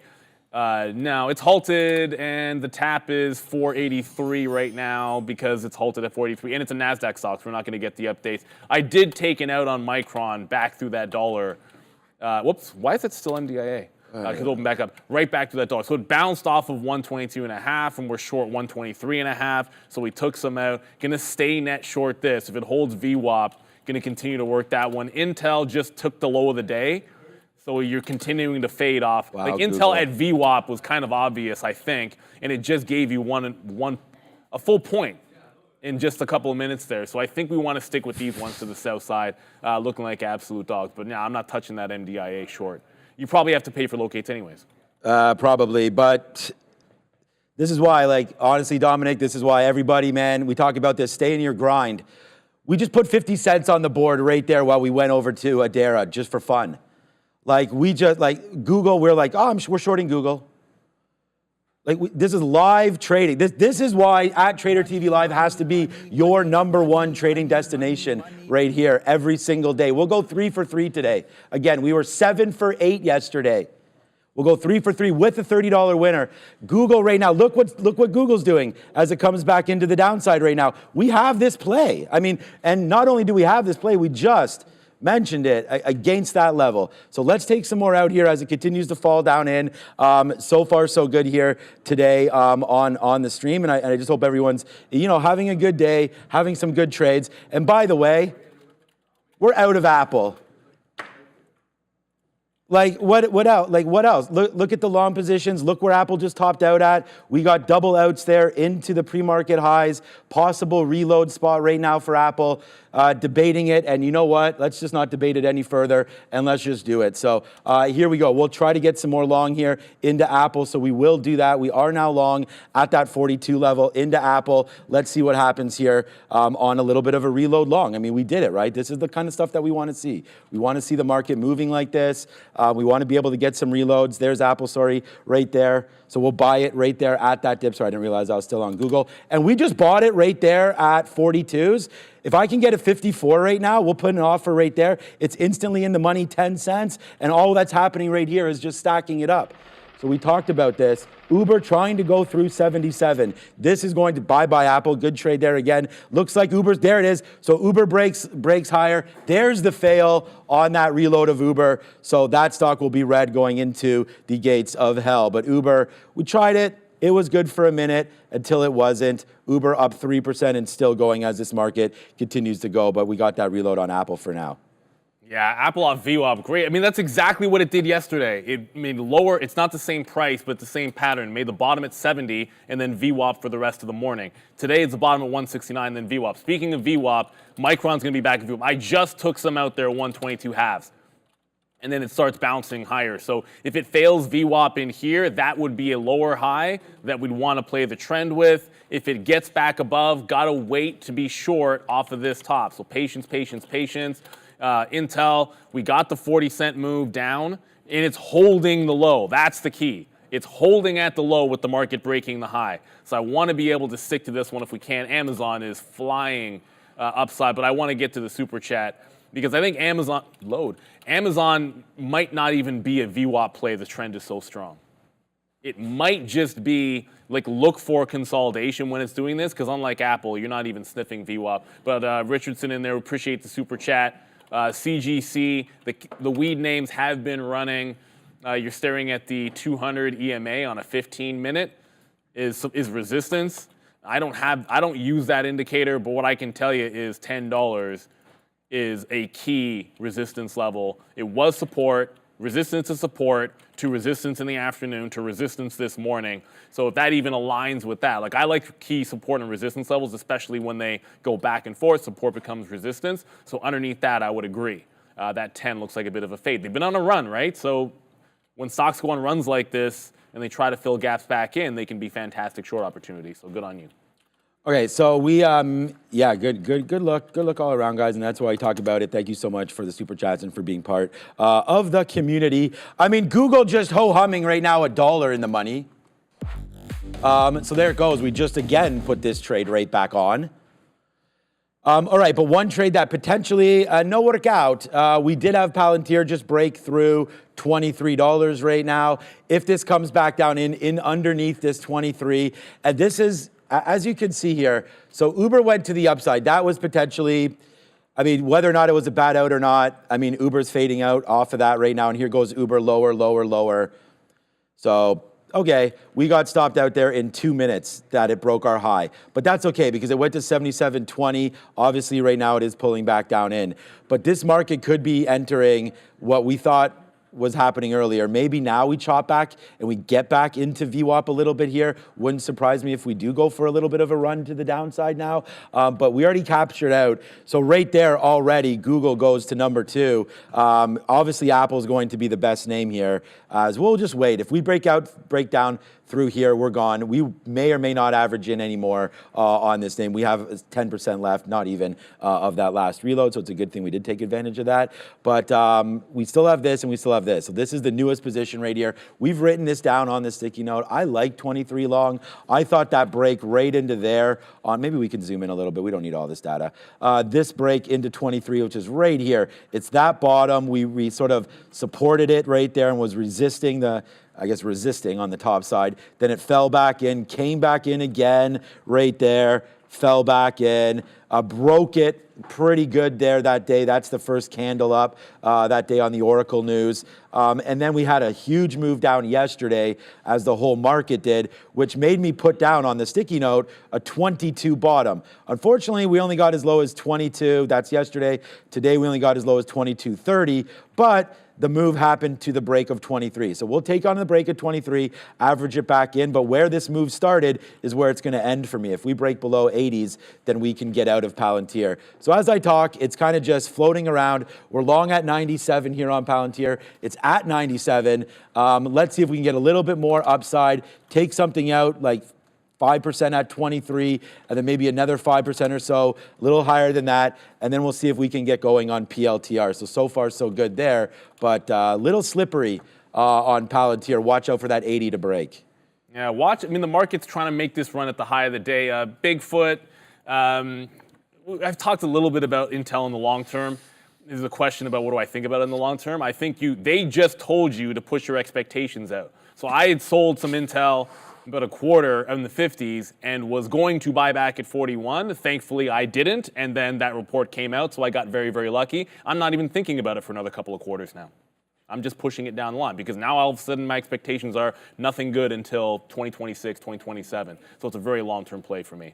But Intel's now, it's actually going up right now. I still think I want VWAP for the reload on Intel. I did miss it the second time through. I was kind of waiting at 95s, and it got to 90s, and I didn't get filled. So I'm going to try and get VWAP again, just like I'm doing so on Micron. I got to fill Micron here, 123s for reload. Lower highs in those stocks, at least, as we go to Adara.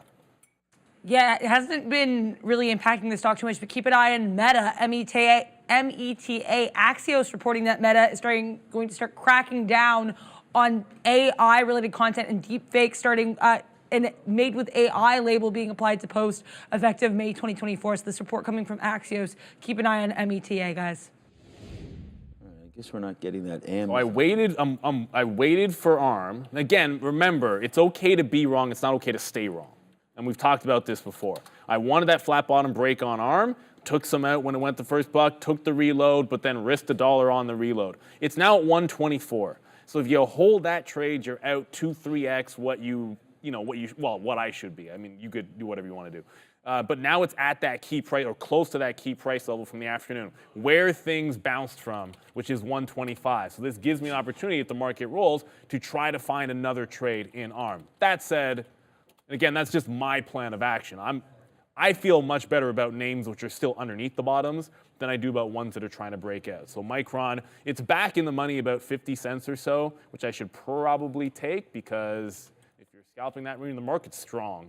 So why would I not be scalping some out? That actually doesn't make any sense. Market's strong. Let's get some out here. That's where it bounced last time on Micron, so we should take some profits. And Coinbase took the swing at 250. It's now at 253. Again, if you just sit there and don't get out of the trade, then your whole morning is going to be out of hand because it's just screaming to the upside with, by the way, Bitcoin.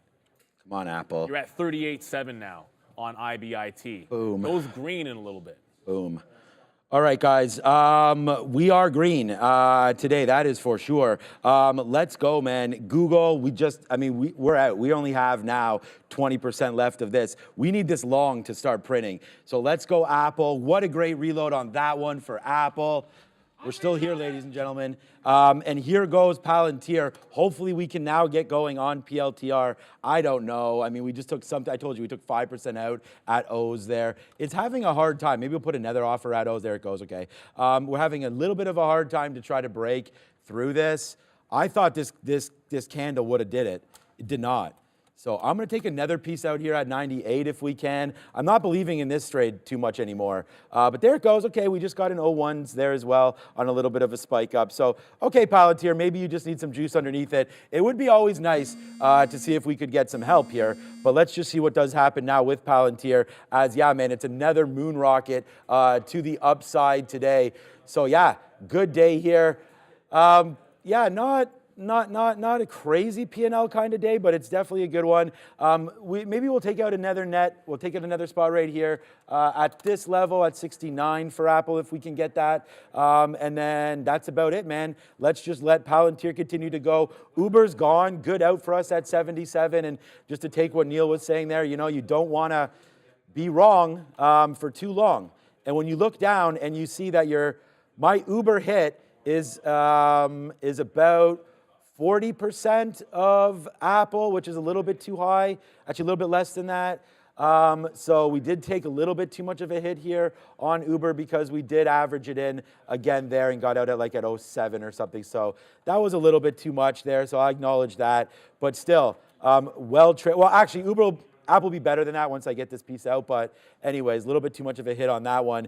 So we'll just have to wait to see what happens here with Palantir and our current Apple position.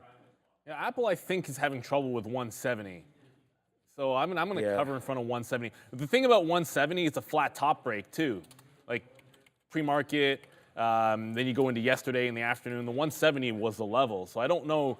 It makes sense to get out of that trade and then look for another one. I look over at Google at this moment, or I mean Amazon, too. Like Alphabet here, 152, it's now starting to hold above. VWAP looks pretty good for a bounce play. I think you look for longs off VWAP in the stronger names, or just, I mean, Amazon. Like Amazon's just different today. Like that's the one. Like I'll slap the fail on. I mean, Amazon is still continuing to go. There was no VWAP dip buy, so you have a setup or a plan of action. When it stops breaking out, I like dips into VWAP. And Amazon didn't even come within $1 of VWAP, but it's still the strongest name. You want to be looking for longs in the strongest name. If we can catch one, it's going to have to be the even dollar level. You're breaking out fresh highs on Amazon at 185, so you do need to. I need to see some serious buying over 185. You're going to buy a peak on the daily at this particular point, but this is clearly the one. Micron, I do have a piece left. We did get that scalp out there at 122.5. We're pretty fortunate. Like right when I said, oh, I should be getting some out there, I got the fill, and then it bounced higher. If it puts another lower high off VWAP, then I add again. Stocks are breaking out the top. If something can't get above VWAP or even its pre-market lows, I still think it's a bit of a short. I actually just noticed right here on Palantir, I'm actually now long at like 93 change right now on Palantir, and actually profitable. So, all right.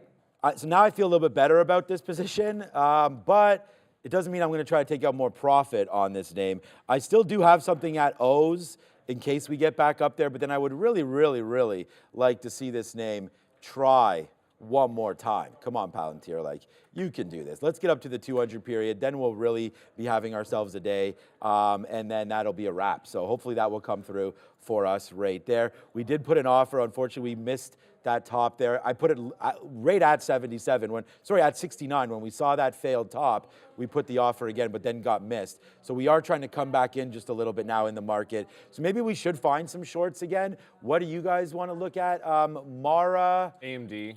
AMD, yeah, I actually have an offer on AMD, but that's not, it was broke too 70 high to finally. one. Okay, up to 170, okay. Actually, I didn't realize this for AMD, wow. Okay, so my bad. Yeah, definitely a good opportunity here on a run up for AMD. Where was this trade? Come on, Palantir, like, let's go. Like, let's go, man. We're getting some nice AI bumps here. What's NVIDIA doing? 72, not really. Wow, okay. I'm pretty happy with some of these plays here. I mean, NVIDIA not doing much. It is the AMD show, and we had AMD written Meta's down. going. Yeah, Meta had some AI news. But right here, we did have AMD. I got out of some Meta yesterday, by the way, around that 525 area. That'll turn out to be a bad call, obviously. But right here, AMD was on our radar today, so maybe we should have a look. After such a dramatic day yesterday, well outpacing NVIDIA down to the downside, 8% by the time the day was all over with. AMD today outpacing it back long. So what was bad yesterday seems to be pretty healthy today.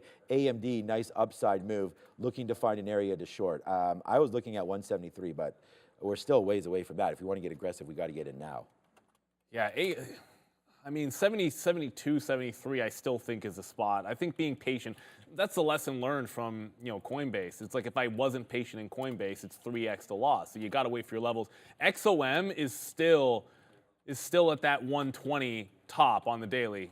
Like, it's just ridiculous. Like, it's a triple top, a quadruple top on the weekly chart. It's a huge top on the daily. It cannot seem to punch through. So if it takes out 121, I think it's gonzo. But the longer it evades this level, I wouldn't want to necessarily be saying, hey, let's go short it. But if it cannot break this all morning long, understand this is a huge resistance level. But back to what we're in, Micron, I'm going to still look for another reload here off of VWAP. Go back to the 3-minute chart. It's right back underneath, so there's your lower high. I wanted to see it curl first and then show me that next resistance level where I can get a reload on. And the similar thing with Intel, the only difference is, like, Intel did this. I'm still up there in the 39 range, and this is just dropping like a rock. Like, it's not really giving you the fills like it was before. Like, it was hanging out for a minute, and then you could get the fill. This time, it just kind of wicks the top there and instantly pops back down. So you got to be a little more aggressive. Well, really, you don't have to be aggressive. You just have to sit in front of VWAP. You can't wait for the curl. You have to sit in front of VWAP if we're going to be able to get that fill here. Still looks pretty weak. Saul saying you're holding SoFi. Good luck. Because I saw there was like an upgrade on SoFi. It was like, yay! And then it's not doing anything. Boo, SoFi. No, it's not. Yeah, whatever. Well, you'd like It's to up. see it It's go up 1.5%. Like, it's not. It's just not doing anything. Yeah. But up 1.5%. We all own a little bit of SoFi. We just had some breaking news, and it's not huge. It just came on a volume spike. This Zillow here.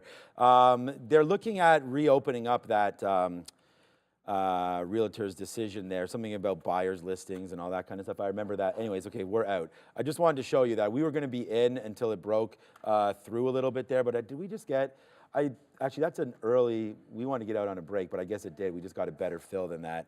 All right, maybe let's just try it again a little bit here, see if we can't wind up buying a little bit. Of course, we get long at 92 there on Zillow. Let's just try this one more time. We don't have too many shares. I'm going to hold this against 46.48 down there to the downside. See if we can make a little bit back. If it dips back in again, let's just buy some more down there and then give this just a little bit of room. If it breaks back sort of below the 50 marker here where we were, then we'll get out and we'll just try to figure out what exactly the story is all about when we can. So right now, Zillow, this is what I'm looking at right now. A little bit of a long. No, I heard it in my ear. I don't know if it's going to be anything or not. We might just wind up losing altogether on this trade. So we'll wait to see if anything pops through on Zillow. Yeah, I saw something. Oh, it's not moving, so. No, there was more something Palantir on NVIDIA just now, but it's Okay, like okay. Elon Musk disagrees with Jensen Huang on whether anyone can make their own neural network. Oh, okay. So that's probably not a mover for NVIDIA. Let's go to the small cap recap. We've got Adara at the big screen. IWM pretty much flat on the day here, so not too much happening in the Russell 2000, but quite a few small cap gappers to talk about. Of course, we have MediaCo, MDIA, this one pretty heavily discussed today, up over 200%. Standard General LP reporting a 95.2% stake in the company, so this update giving this name a little bit of a pop here, MDIA.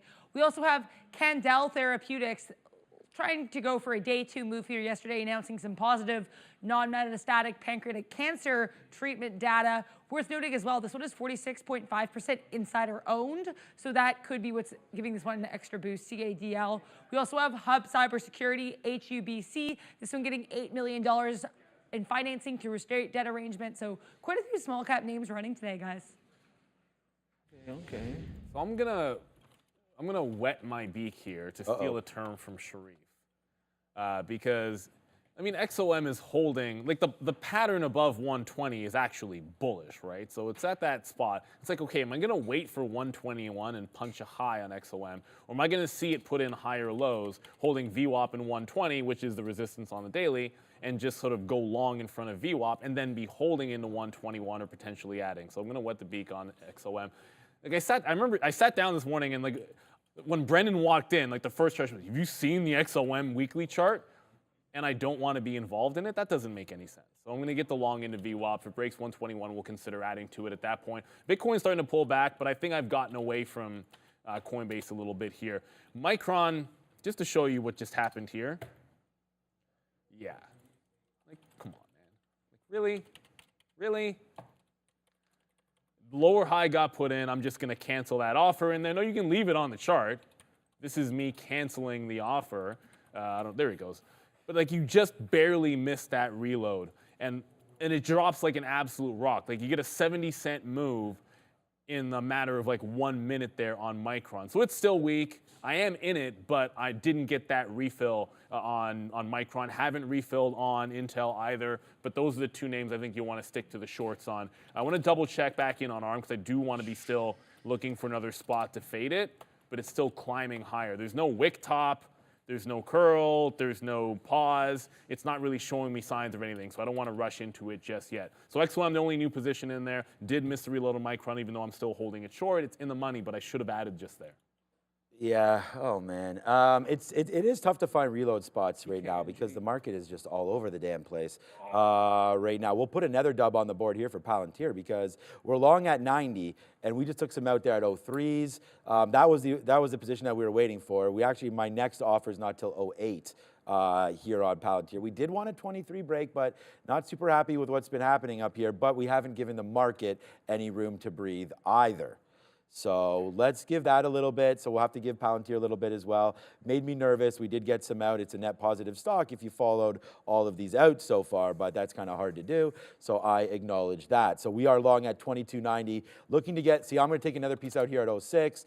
Cancel my 08s because there it is. We'll take an 06 there. No, we didn't. We'll get an 06 in a minute off that dark pool. There we go. As we get fulfilled. Is anybody in New York City right now? Because I just heard an unconfirmed report of a potential small earthquake in New York City. So nothing to be too alarmed about. Just letting this conversation with maybe people could say something if they just are in New York and they felt some rumblings. We felt some rumblings about 15 years ago or so from Ottawa. And we were on the 9th floor, right? Our trading floor that Sean and I. Our trading floor that we had was on the 9th floor of a building, and I don't like the ground shaking, and it wasn't cool, man. I remember we were like live trading, and there'll be fire alarms that'll go off in a building when you're trading, and you kind of ignore it. You send one person, usually a trainee, you'd send down to make sure there's not actual fire going on. But I remember I'm like, I want to get out of here, and I was in positions. I'm like, the ground shouldn't be shaking, and that was Ottawa, and it was like a 2-point something, and we just felt it. Yeah, I don't like that stuff. You guys feel it there. Everyone be safe. Hopefully it's not that bad. Guys, look at my Twitter right now. What was that? Was that something earthquake? Hearing reports of an earthquake. Was that an earthquake? Guy Adami right now. Was that just an earthquake? So right there. So everybody Felt live here by your new weather person, Sean Katina. But yeah, what we should not get into is the real estate business as Zillow. I don't know if it's feeling some kind of an earthquake right here as well, as Zillow getting down to the downside right now. So we will put the L on the board for Zillow, that is for sure. Again, see, sometimes we take the news like that Boeing and it's right, and other times we get the wrong way on it. But we're not the wrong way on too much else right now. Palantir, we did get some good outs there as we talked about that. Now we're starting to fall down. Apple's coming back into a potential level. We are now 70 cents in the money on this guy with Google, so that's something to look at as well. But yeah, Zillow is seeing that move to the downside there. So I just read whatever that story was the wrong way. I thought it was a good sign for Zillow, but I guess not. So there it goes, downside. Tried it, but that is what it is. What's up, Adara?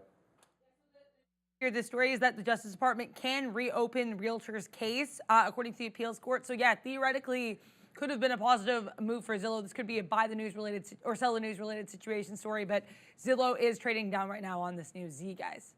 All right. Really bad? Okay. No, you mentioned Boeing. Yeah. Boeing. Oh, okay, so look at this. Look at this one. market gonna I should be fall here? short 185. Or in front of 185, I should say. It was a flat bottom that obviously everything took them out yesterday. Let's get that out of the way. Then pre-market, it was just channeling down there. Look at it on the daily. It's been trend down. We've only been looking for the fade since the bad news. So like this is pretty stair step and looks reasonable. I have XOM. Micron is continuing to flush.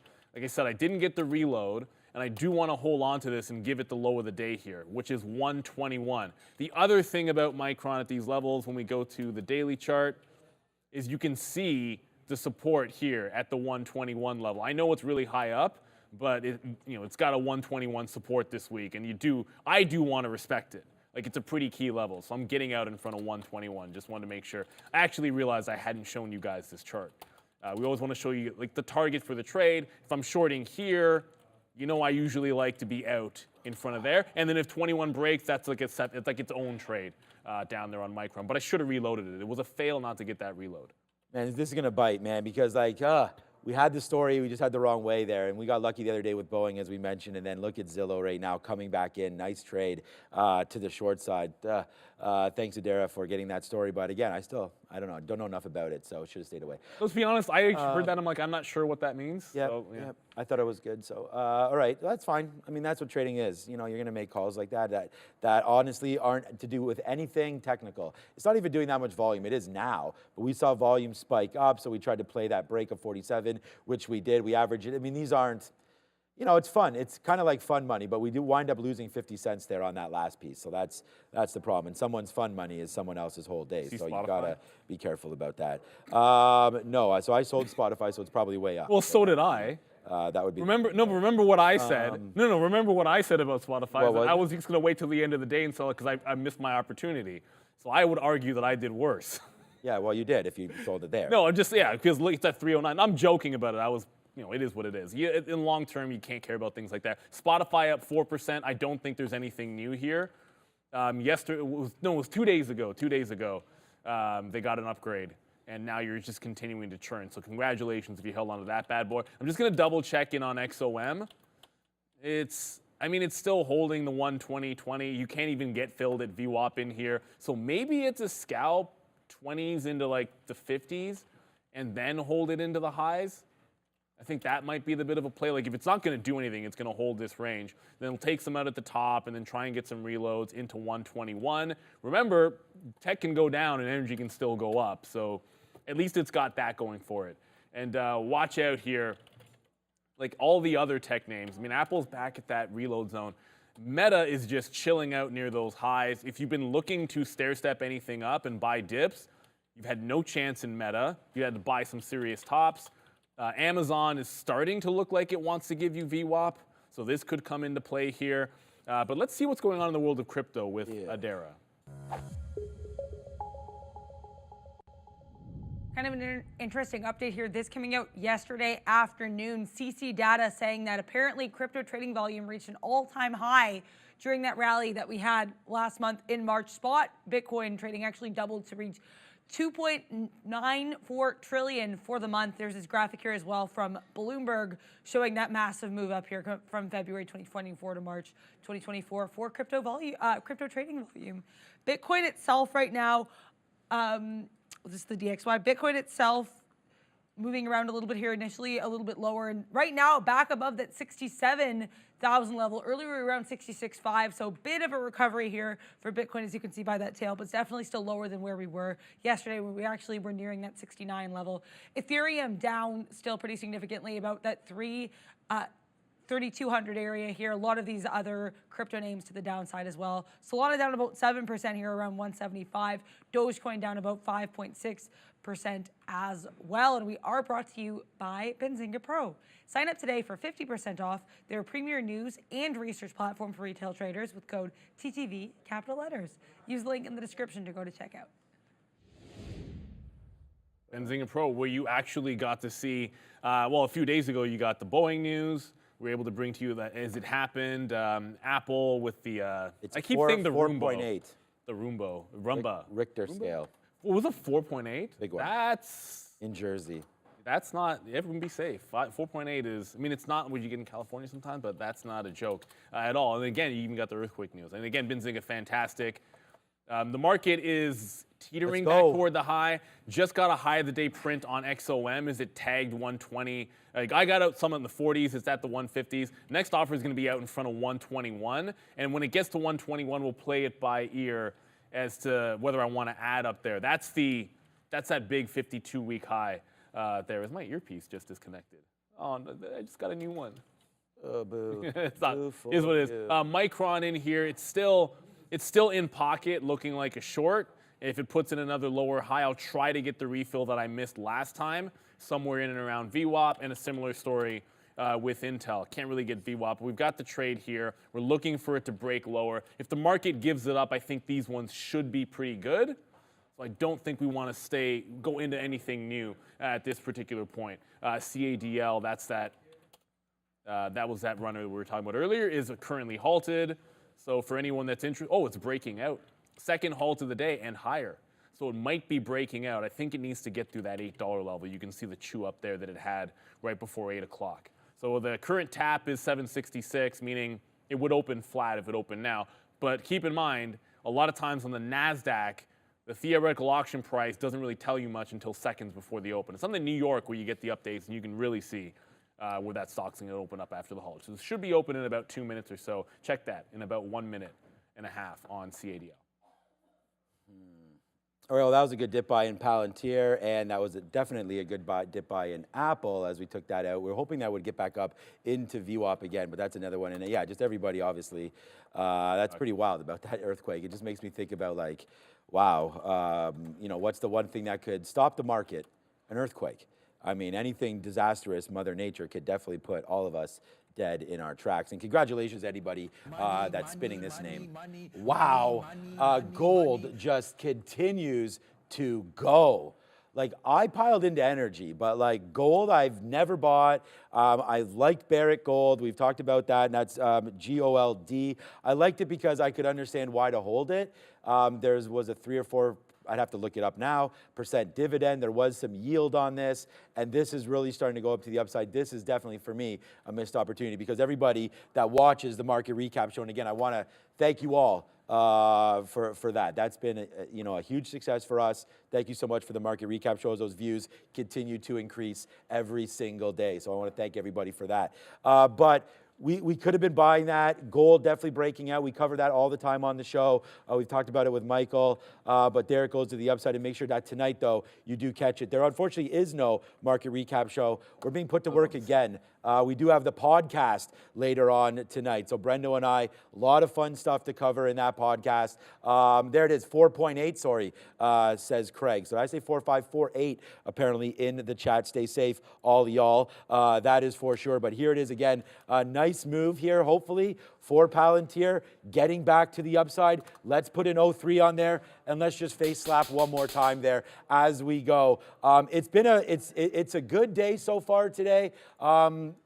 you know, tough to buy dips for sure, but look what's happening. It's the only trade you need all day long. It's the Apple 169. It's the #1 trade idea on here. Despite us being on the show, if I just focus on this, that's what it's all about, right? But you still want to take all the opportunities. Unfortunately for me, we gave up some of our day on this Zillow trade, which was a little bit silly. We're still going to be green today, which is you know, always a good thing, but we're going to have to continue to watch out for some of these trades.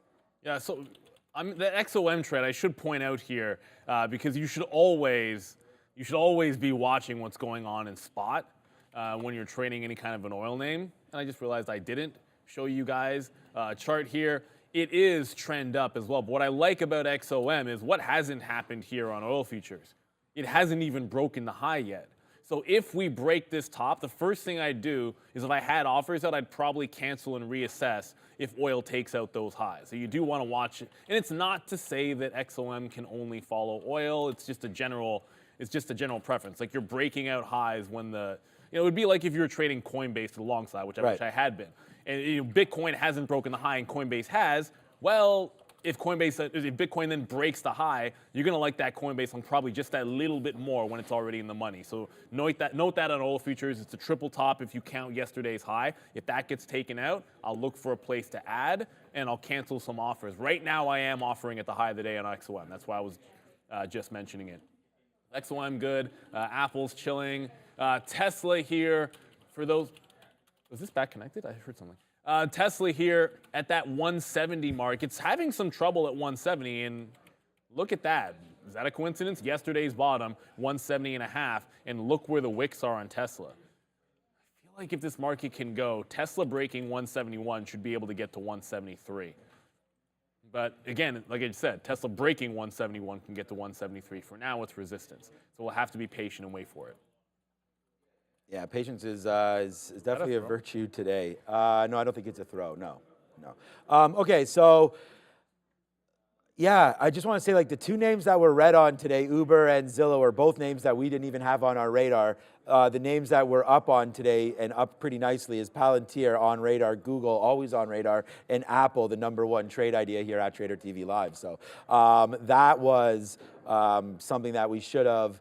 You know, and we're getting better at acknowledging that. You guys know that here on the show, where we try to focus on what we're trying to do. And I'm learning every single day. So I really feel pretty important about that, that we do that. And Adara had a good idea. Put some questions. If there's any sort of fun topics or anything you want us to look at here for the podcast, put them in there, because ultimately we're doing the podcast for you guys. So let us know if there's anything you want to discuss. I'm sure Neil will have something, and maybe we'll discuss that and what to talk to Brendan about, and just what you guys maybe want to hear. Right? We put the RSI on some charts for you guys. We've done different things like that. Maybe we'll talk about earthquake experiences and whatnot. But no matter what's going to happen on the podcast, like have you ever been in one? Yeah, exactly. What's the first thing you do? Well, it's not really a what would you grab, because you don't really run out of it. Like it's like what would you grab if it was a fire, but you can't really say that about an earthquake. That's not a bad question. Like what's the one thing in your home or your condo or whatever that you would grab? And yep, good one. Yeah, all these are good, man. So that's exactly the kind of stuff that we're talking about. Oh, I didn't tell you my passport story. No. No, that's another thing. Yeah. Not now. Okay, so we are going to get a little bit out here. Apple, I mean, I just don't know. The market's coming back down a little bit here. I feel pretty good. It's 1040 right now. We put some damage on the board here. Turning. Yeah, the only name that we have short is Google. That's giving me a little bit of a pause for concern. Palantir's fading out a little bit. We have 2280 marked down for Palantir. If that breaks, we're gone on that one. So, yeah, pretty comfortable right now. And are we ready for Miss Adara? All right, then let's go see what Adara is all about over at the screen. Yeah, a lot of these tech names have been pretty discussed, pretty strong here, despite a pretty actually negative, you would think, NFP number, but some other sectors to talk about here as well. Producer manufacturing strong across the board here. A little bit of a mixed sentiment here in consumer services, but Disney nicely to the upside. Energy minerals a bit more mixed here, but one sector to talk about as well going to be transportation. UPS a little bit to the downside here. Same with FedEx, but Uber very strong here after a couple positive analyst notes on this name. Distribution services also pretty strong here. Communications weak across the board. Utilities pretty weak. Consumer non-durables also pretty weak. But retail trade, lots of strength here, led by Amazon. But Costco and TJX also getting into action to the upside, guys. What was the other stock symbol? So GE is up 15%. It's not GE. It's GEV. Since whatever the heck they call it. It doesn't. It's the energy. Like you split up energy and aerospace. So like this GEV is the energy one. I just forget what they actually call this thing. And since then, well, They call it Vernova. Vernova. That's what it is. It's gone the other direction. Yeah. But I mean, it's not. It is what it is. Like I did this with GEHC. Like when I got the GEHC, I sold it and then got into something else, healthcare, at the time. And I kind of felt the same way about this. It's like, okay, like I already have energy stuff. I didn't put the money to work, so it's kind of sitting there and doing nothing right now. Which, technically speaking, I put that money into Lululemon because the next thing I bought after this was Lululemon. So technically speaking, I sold GEV and put it into Lululemon. Technically. I don't even want to look at that chart today, though. Because when I bought that, I'm like, I'm holding this forever when I got into Lululemon. Literally ever. And I'm going to dollar cost average into it. I'm going to go back over to XOM here because it still can't seem to break that high. So it's slow chugging at this top. I'm going to get some out at the 50 if I can. Like it's a nice churn to the upside, but if the next thing is a VWAP test, then maybe I should be getting more out here and trying to get some off of VWAP in there. What else is going on here, guys? You let us know if there's any names that we're not paying attention to. I know there's those low float runners that are making some moves. Weed's not really doing much in here today. I felt like energy is what was missed, and I wanted to make sure I had an energy name, so we're in an XOM. Still want to get that reload in Intel if we can. That cattle, CDL. Couple of halts and not a lot of activity, really. It's holding VWAP, which is a good sign. I think this might be a consolidation long if you can grab it. If you're into that, you could be long quarters into the 80s. That's like 40, 50 cents worth of risk. And then if it moons, not bad at all. I'd rather be focusing on the names that we're in. So I did get that fill in XOM at 50. Now I'm going to look for the dip buy off of VWAP. So we'll see if we can get a reload during lunchtime on XOM and just try to play this trend, which has been good. I mean, XOM has been trendy into this top. So whether or not it can punch through 121 remains to be seen, but 120 to 121 ain't bad either. Yeah, we keep getting out of Microsoft, but we got to look for something out of Microsoft. Apple. Yeah, no, Microsoft is trying to go up to the top again. This could be a break long for sure. I mean, the market's holding out higher. We really like Microsoft. We've really got the longs on. We've got Apple, 20 cents. We've got Palantir, just a dime. We've got Google with a small piece. That's only 25 cents. But Microsoft, what about this one just taking out the top? I mean, there's a good opportunity here. Just because it's the top of the day, it doesn't really look that great. I mean, we could maybe get up to 423.50 or 25s there if we do it. But the top of the day is right here at basically right here, right now, 422.75, looking pretty strong as the NASDAQ, looking to get a little bit higher. But then again, you break that high and you don't go anywhere and you fall back through. So just an interesting name here to look at is going to be Microsoft, something to look at one more time there. We looked at DraftKings the other day at 46. We liked that short. It's right here right now at 46. It just double topped at 47. That was probably a good one. It's kind of like that play that I was thinking about on Uber, but Uber is a much stronger name, obviously, than DraftKings, I feel like. But for right now, nice push back down for Uber would get us long in and around 77. So we can correct our wrongs by going short there if we could get a long in Uber. Palantir, I mean, it's right back to 23. We've been taking some out. Hopefully we can keep going to the upside. Paramount. There's just been some names about it here. They're on CNBC right now, so a little bit of a volume spike here for Paramount, trying to go back up to the upside. But yeah, for right now, man, we're just kind of resting out here. 30 cents in the money on Apple. Let's see if that can really go. And again, like I said, the number one idea, paying dividends today on Apple. Like, just buy the 169s and forget about it. Like, that trade, I'd be higher net if I just, like, adding everything else up is red. If I just stay with Apple, we're green. We're green on the day, but it's just like one trade really is my whole day. So it's been Apple there because we did screw up. It's really just Zillow that we screwed that up on. Everything else is fine. Palantir still has a really good chance to go, and Google was a great trade. So no qualms there. It's going to be a green day, but we'd like it to be greener if we just stuck with Apple. Ah, well. What's interesting is Caterpillar this earthquake news, I mean, obviously it's not like any obvious plays to make, but there's something like adjacent, which was already strong, like a cat. And I love the fact, I mean, energy was strong yesterday. Defense names were already strong.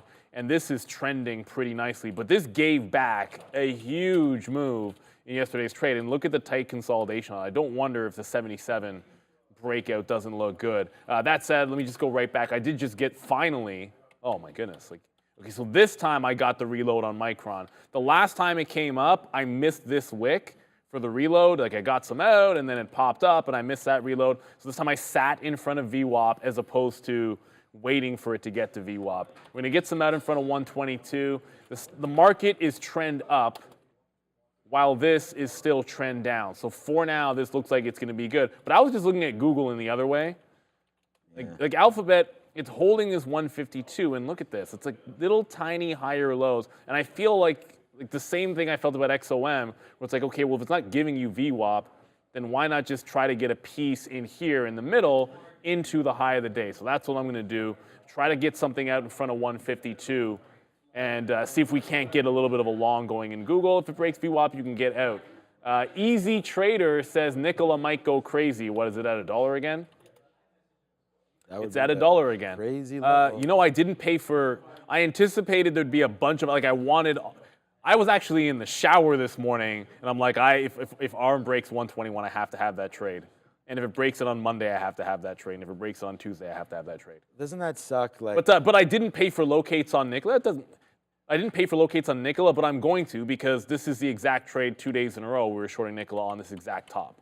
And look what it did here, and look what it did there. So I'm going to go ahead and do it again. we do have Michael Noss in here, but I just want to talk about that because that happens to me all the time on trades. Like all those Intel trades, you think about them, you want them, and then you put the trade on, and it's like, shit, that one didn't work out. And that's why I've stayed away from Intel for a minute, but I'm sure as hell glad we did not stay away from Palantir. Let's fire off the hot dog gun right here for Palantir. As there we go, man. Once again, it's another big time trade there on the sticky note, brought to you by Trader TV Live, and our guest of the day is also brought to you by Trader TV Live. We already had Rahim Alani. Let's bring on Michael Noss.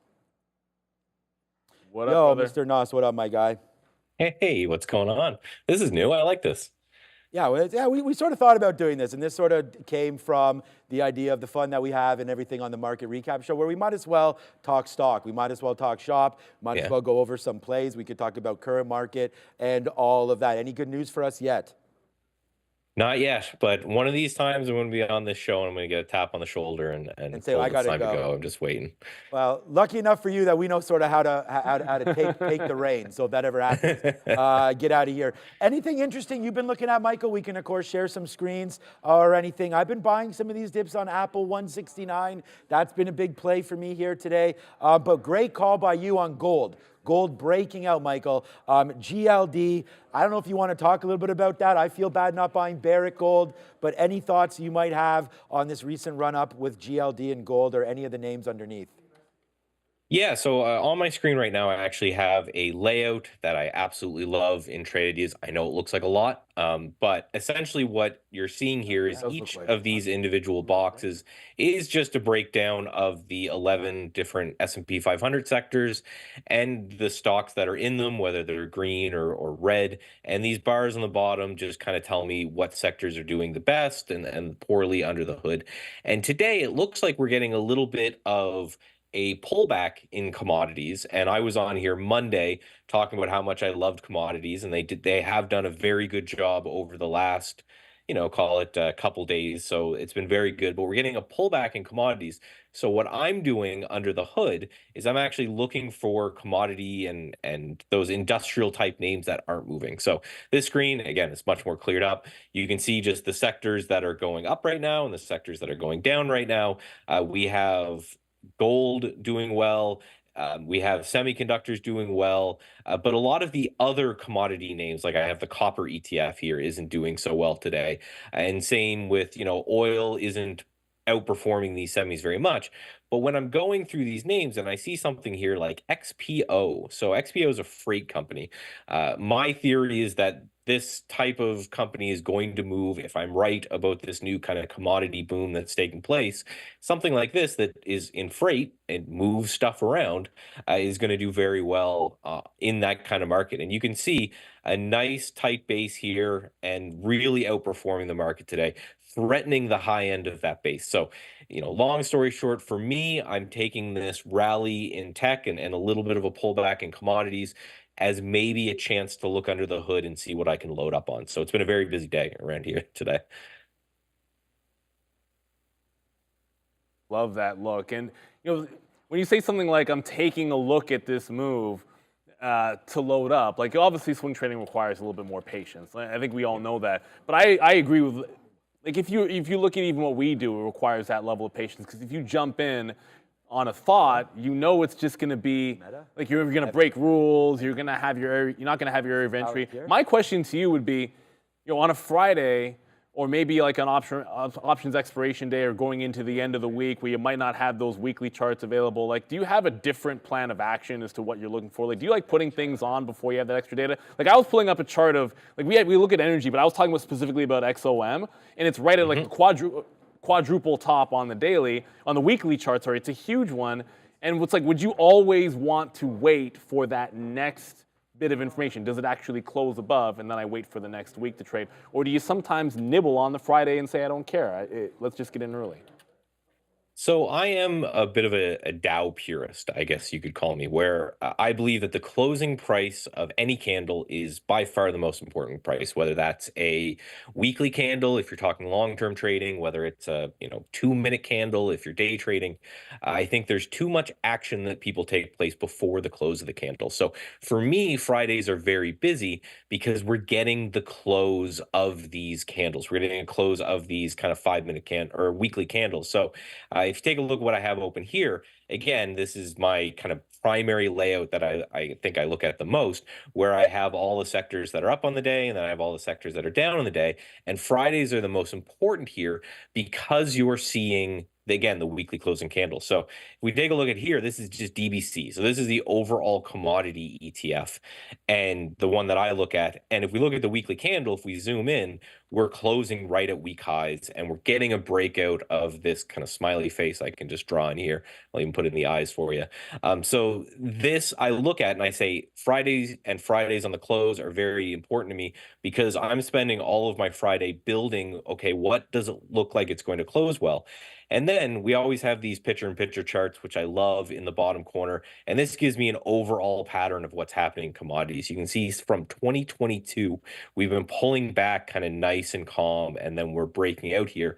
So yeah, for me, when it comes to the close on Friday, it's one of my busiest days. Another thing that I do on Fridays that I actually learned from Peter Bryant, who has been trading, I think, 50 years now. He's 80-something years old. He's a market wizard. He's in one of the market wizard books, and is been trading for a long time. He has a policy that anything that's in his account that is red on Friday, he gets rid of right before the close of Friday.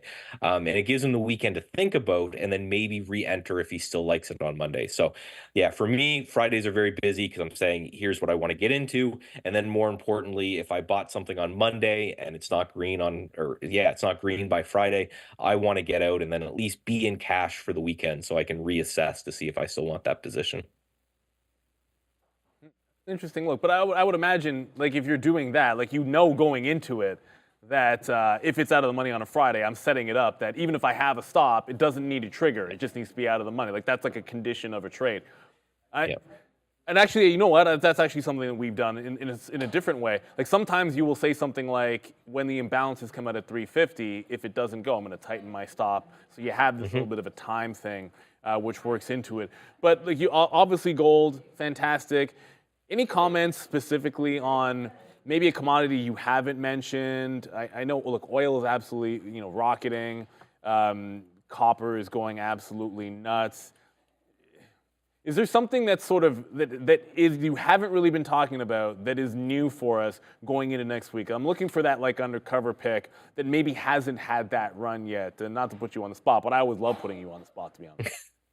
Yeah, that's fine. Again, what we do at Trade Ideas is we spit out information in really easy to interpret ways. So I'm always finding things. I think we do a good job of finding things that's under the hood. When I was looking at these ETFs today, I actually noticed that the wheat ETF, WEAT, is gapping up and holding that gap up today. Talk about commodities are not going to be nearly as fun as AI or Ozempic plays or anything anyway. And wheat is going to be an incredibly boring one anyway. But if we look over here at my monthly chart, my picture-in-picture chart, you can see ever since the kind of Russia-Ukraine war started, wheat has just been completely falling out of bed. I'm showing down 11% from 2 years ago, and I think it's down way, way more from this crazy high price that it put in. But seems to be holding well. If commodities are going to be the thing that are in vogue for a little bit, we're getting this gap up in wheat, and it's holding here as well. So if it holds this kind of 550 area, I'm going to be interested. I always look at these ETFs, not to play the ETFs themselves, but then it gives me an idea. Then I can go into Trade Ideas and I can say, okay, show me a whole bunch of farm names and names that I think would do well if wheat is going to turn and move higher, and then try to kind of pick something that would exist under the hood that way. But yeah, you can just see it just popped up right here in a giant big green text that wheat is moving higher right now. So, now I got to figure out what's going to make money if wheat moves higher. We've talked about, you've nailed uranium as well. I mean, that kind of goes up and down here as we go. But before we let everybody go here, tell me what your thoughts on, quickly, we'll go through a chart here of Palantir, because Palantir's had a quite, PLTR, Michael, so quite a nice little daily move right here. It has allowed me now to finally give some props to this long. We've been wanting this Palantir long for a minute. I really like this 22 bottom here, just going over a 20-minute chart. Looks pretty good to me. Couple smiley faces down below, but this is a pretty violent name. I feel like selling it if we get to 25, 26. That looks like a decent top spot right there. But what do you think about the hold as we try to break above the 50-period moving average right now? We're long on the show right now at 22.88 with a 34-cent winner. So that is another one for you, Michael Noss. So let's go over and see what happens with Palantir and your thoughts. So yeah, this was an interesting weekly chart. I think we may have talked about this on Monday, Sean, on the After Hour show. I think it was doing bad because of earnings or something. But this recent high right here is very interesting to me, and that's sitting around, I don't know, let's call that, yeah, around 22-ish a share. Also, I drew an anchored VWAP from this major low price, which you can do right here on the platform. That's sitting around the same price. What's very interesting on this particular chart, and I really like it, this is one of the setups that I love, is, you could call it a bear trap. I've heard it being called a scoop and save or an undercut and rally. Call it what you will, but when you have a clear support area like this, and then you push down below that support, all the bears get excited. You get a lot of people getting stopped out of their long positions, a lot of bearish action taking place. But when that just kind of completely reverses and pushes higher, and we're here on a weekly chart, and looks like it might close back above that support, to me, I love that setup. We actually have a scan specifically for this trade within Trade Ideas that I use all the time, because it makes the trade plan pretty simple. So, if we close here today, and we have a nice looking day today as well. So if we close positive on this one today, I kind of like the look of it. And right where you're wrong. If we break the low of this prior day or the low of the week and that anchored VWAP, we close below that, it's time to go. So your risk becomes, $1.50 a share on a swing trade, which is great. And as you know, with Palantir, you always have to say, can I make more than my risk of $1.50? I think absolutely you can make more than your risk on something like Palantir. If you're right, making $3, $4, $5 on this in a swing trade, I don't think is very hard. I agree, and it's been quite a couple months here to trade, especially some of these swing trades as we continue to move around. Okay, well, that was real fun. Michael, we are up to 11 Let's o'clock. do it again. Man, time flies. It absolutely Absolutely. Thank you so much. Best of luck this weekend, of course, and I hope you can join me and all of us as much as you possibly can, but we do know that precious time is coming to an end, and we've got some more trade ideas and some more CMTs and some more of your friends lined up as well, so thank you for all of those hookups. So thank you, Mr. Michael Noss, and best of luck. Thank you. And yeah, if it's not me on Monday, someone from Trade Ideas will be down. So for those who want a new face, you'll get to see one maybe on Monday, maybe later in the week. Who knows? Potentially. Thank you, Mr. Appreciate you, Michael Michael. Noss. Thank you. All right, guys.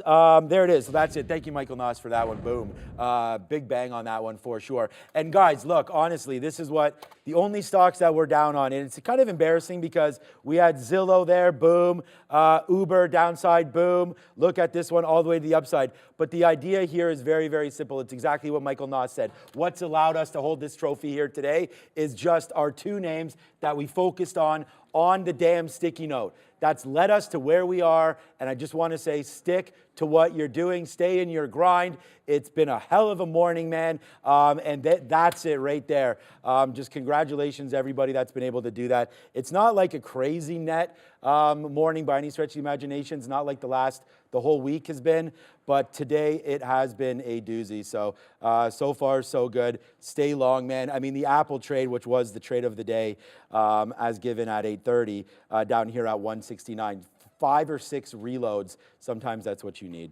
Absolutely. By the way, I did add along, Alphabet is breaking out the high. So I said I would nibble. I did nibble into Alphabet, but you guys can see the positions up over on the dashboard. Wrong, yeah. That's I'm always short going to be Google. in there. Let's get into look. It's been learning about different time frames of the day all week long, and I think Obi's been doing a fantastic job with Adara. Sharif will be back next week. We appreciate you in the North Carolina blue, Obi, today. Although it's the big game is Iowa. Go Caitlin Clark. He doesn't know anything about North Carolina blue. Nope. Let's go get him, Obi and Adara. Let's go Iowa. Yeah, the only thing I recognized there was Caitlin Clark. But hello, everyone. Hope you guys are having a great day.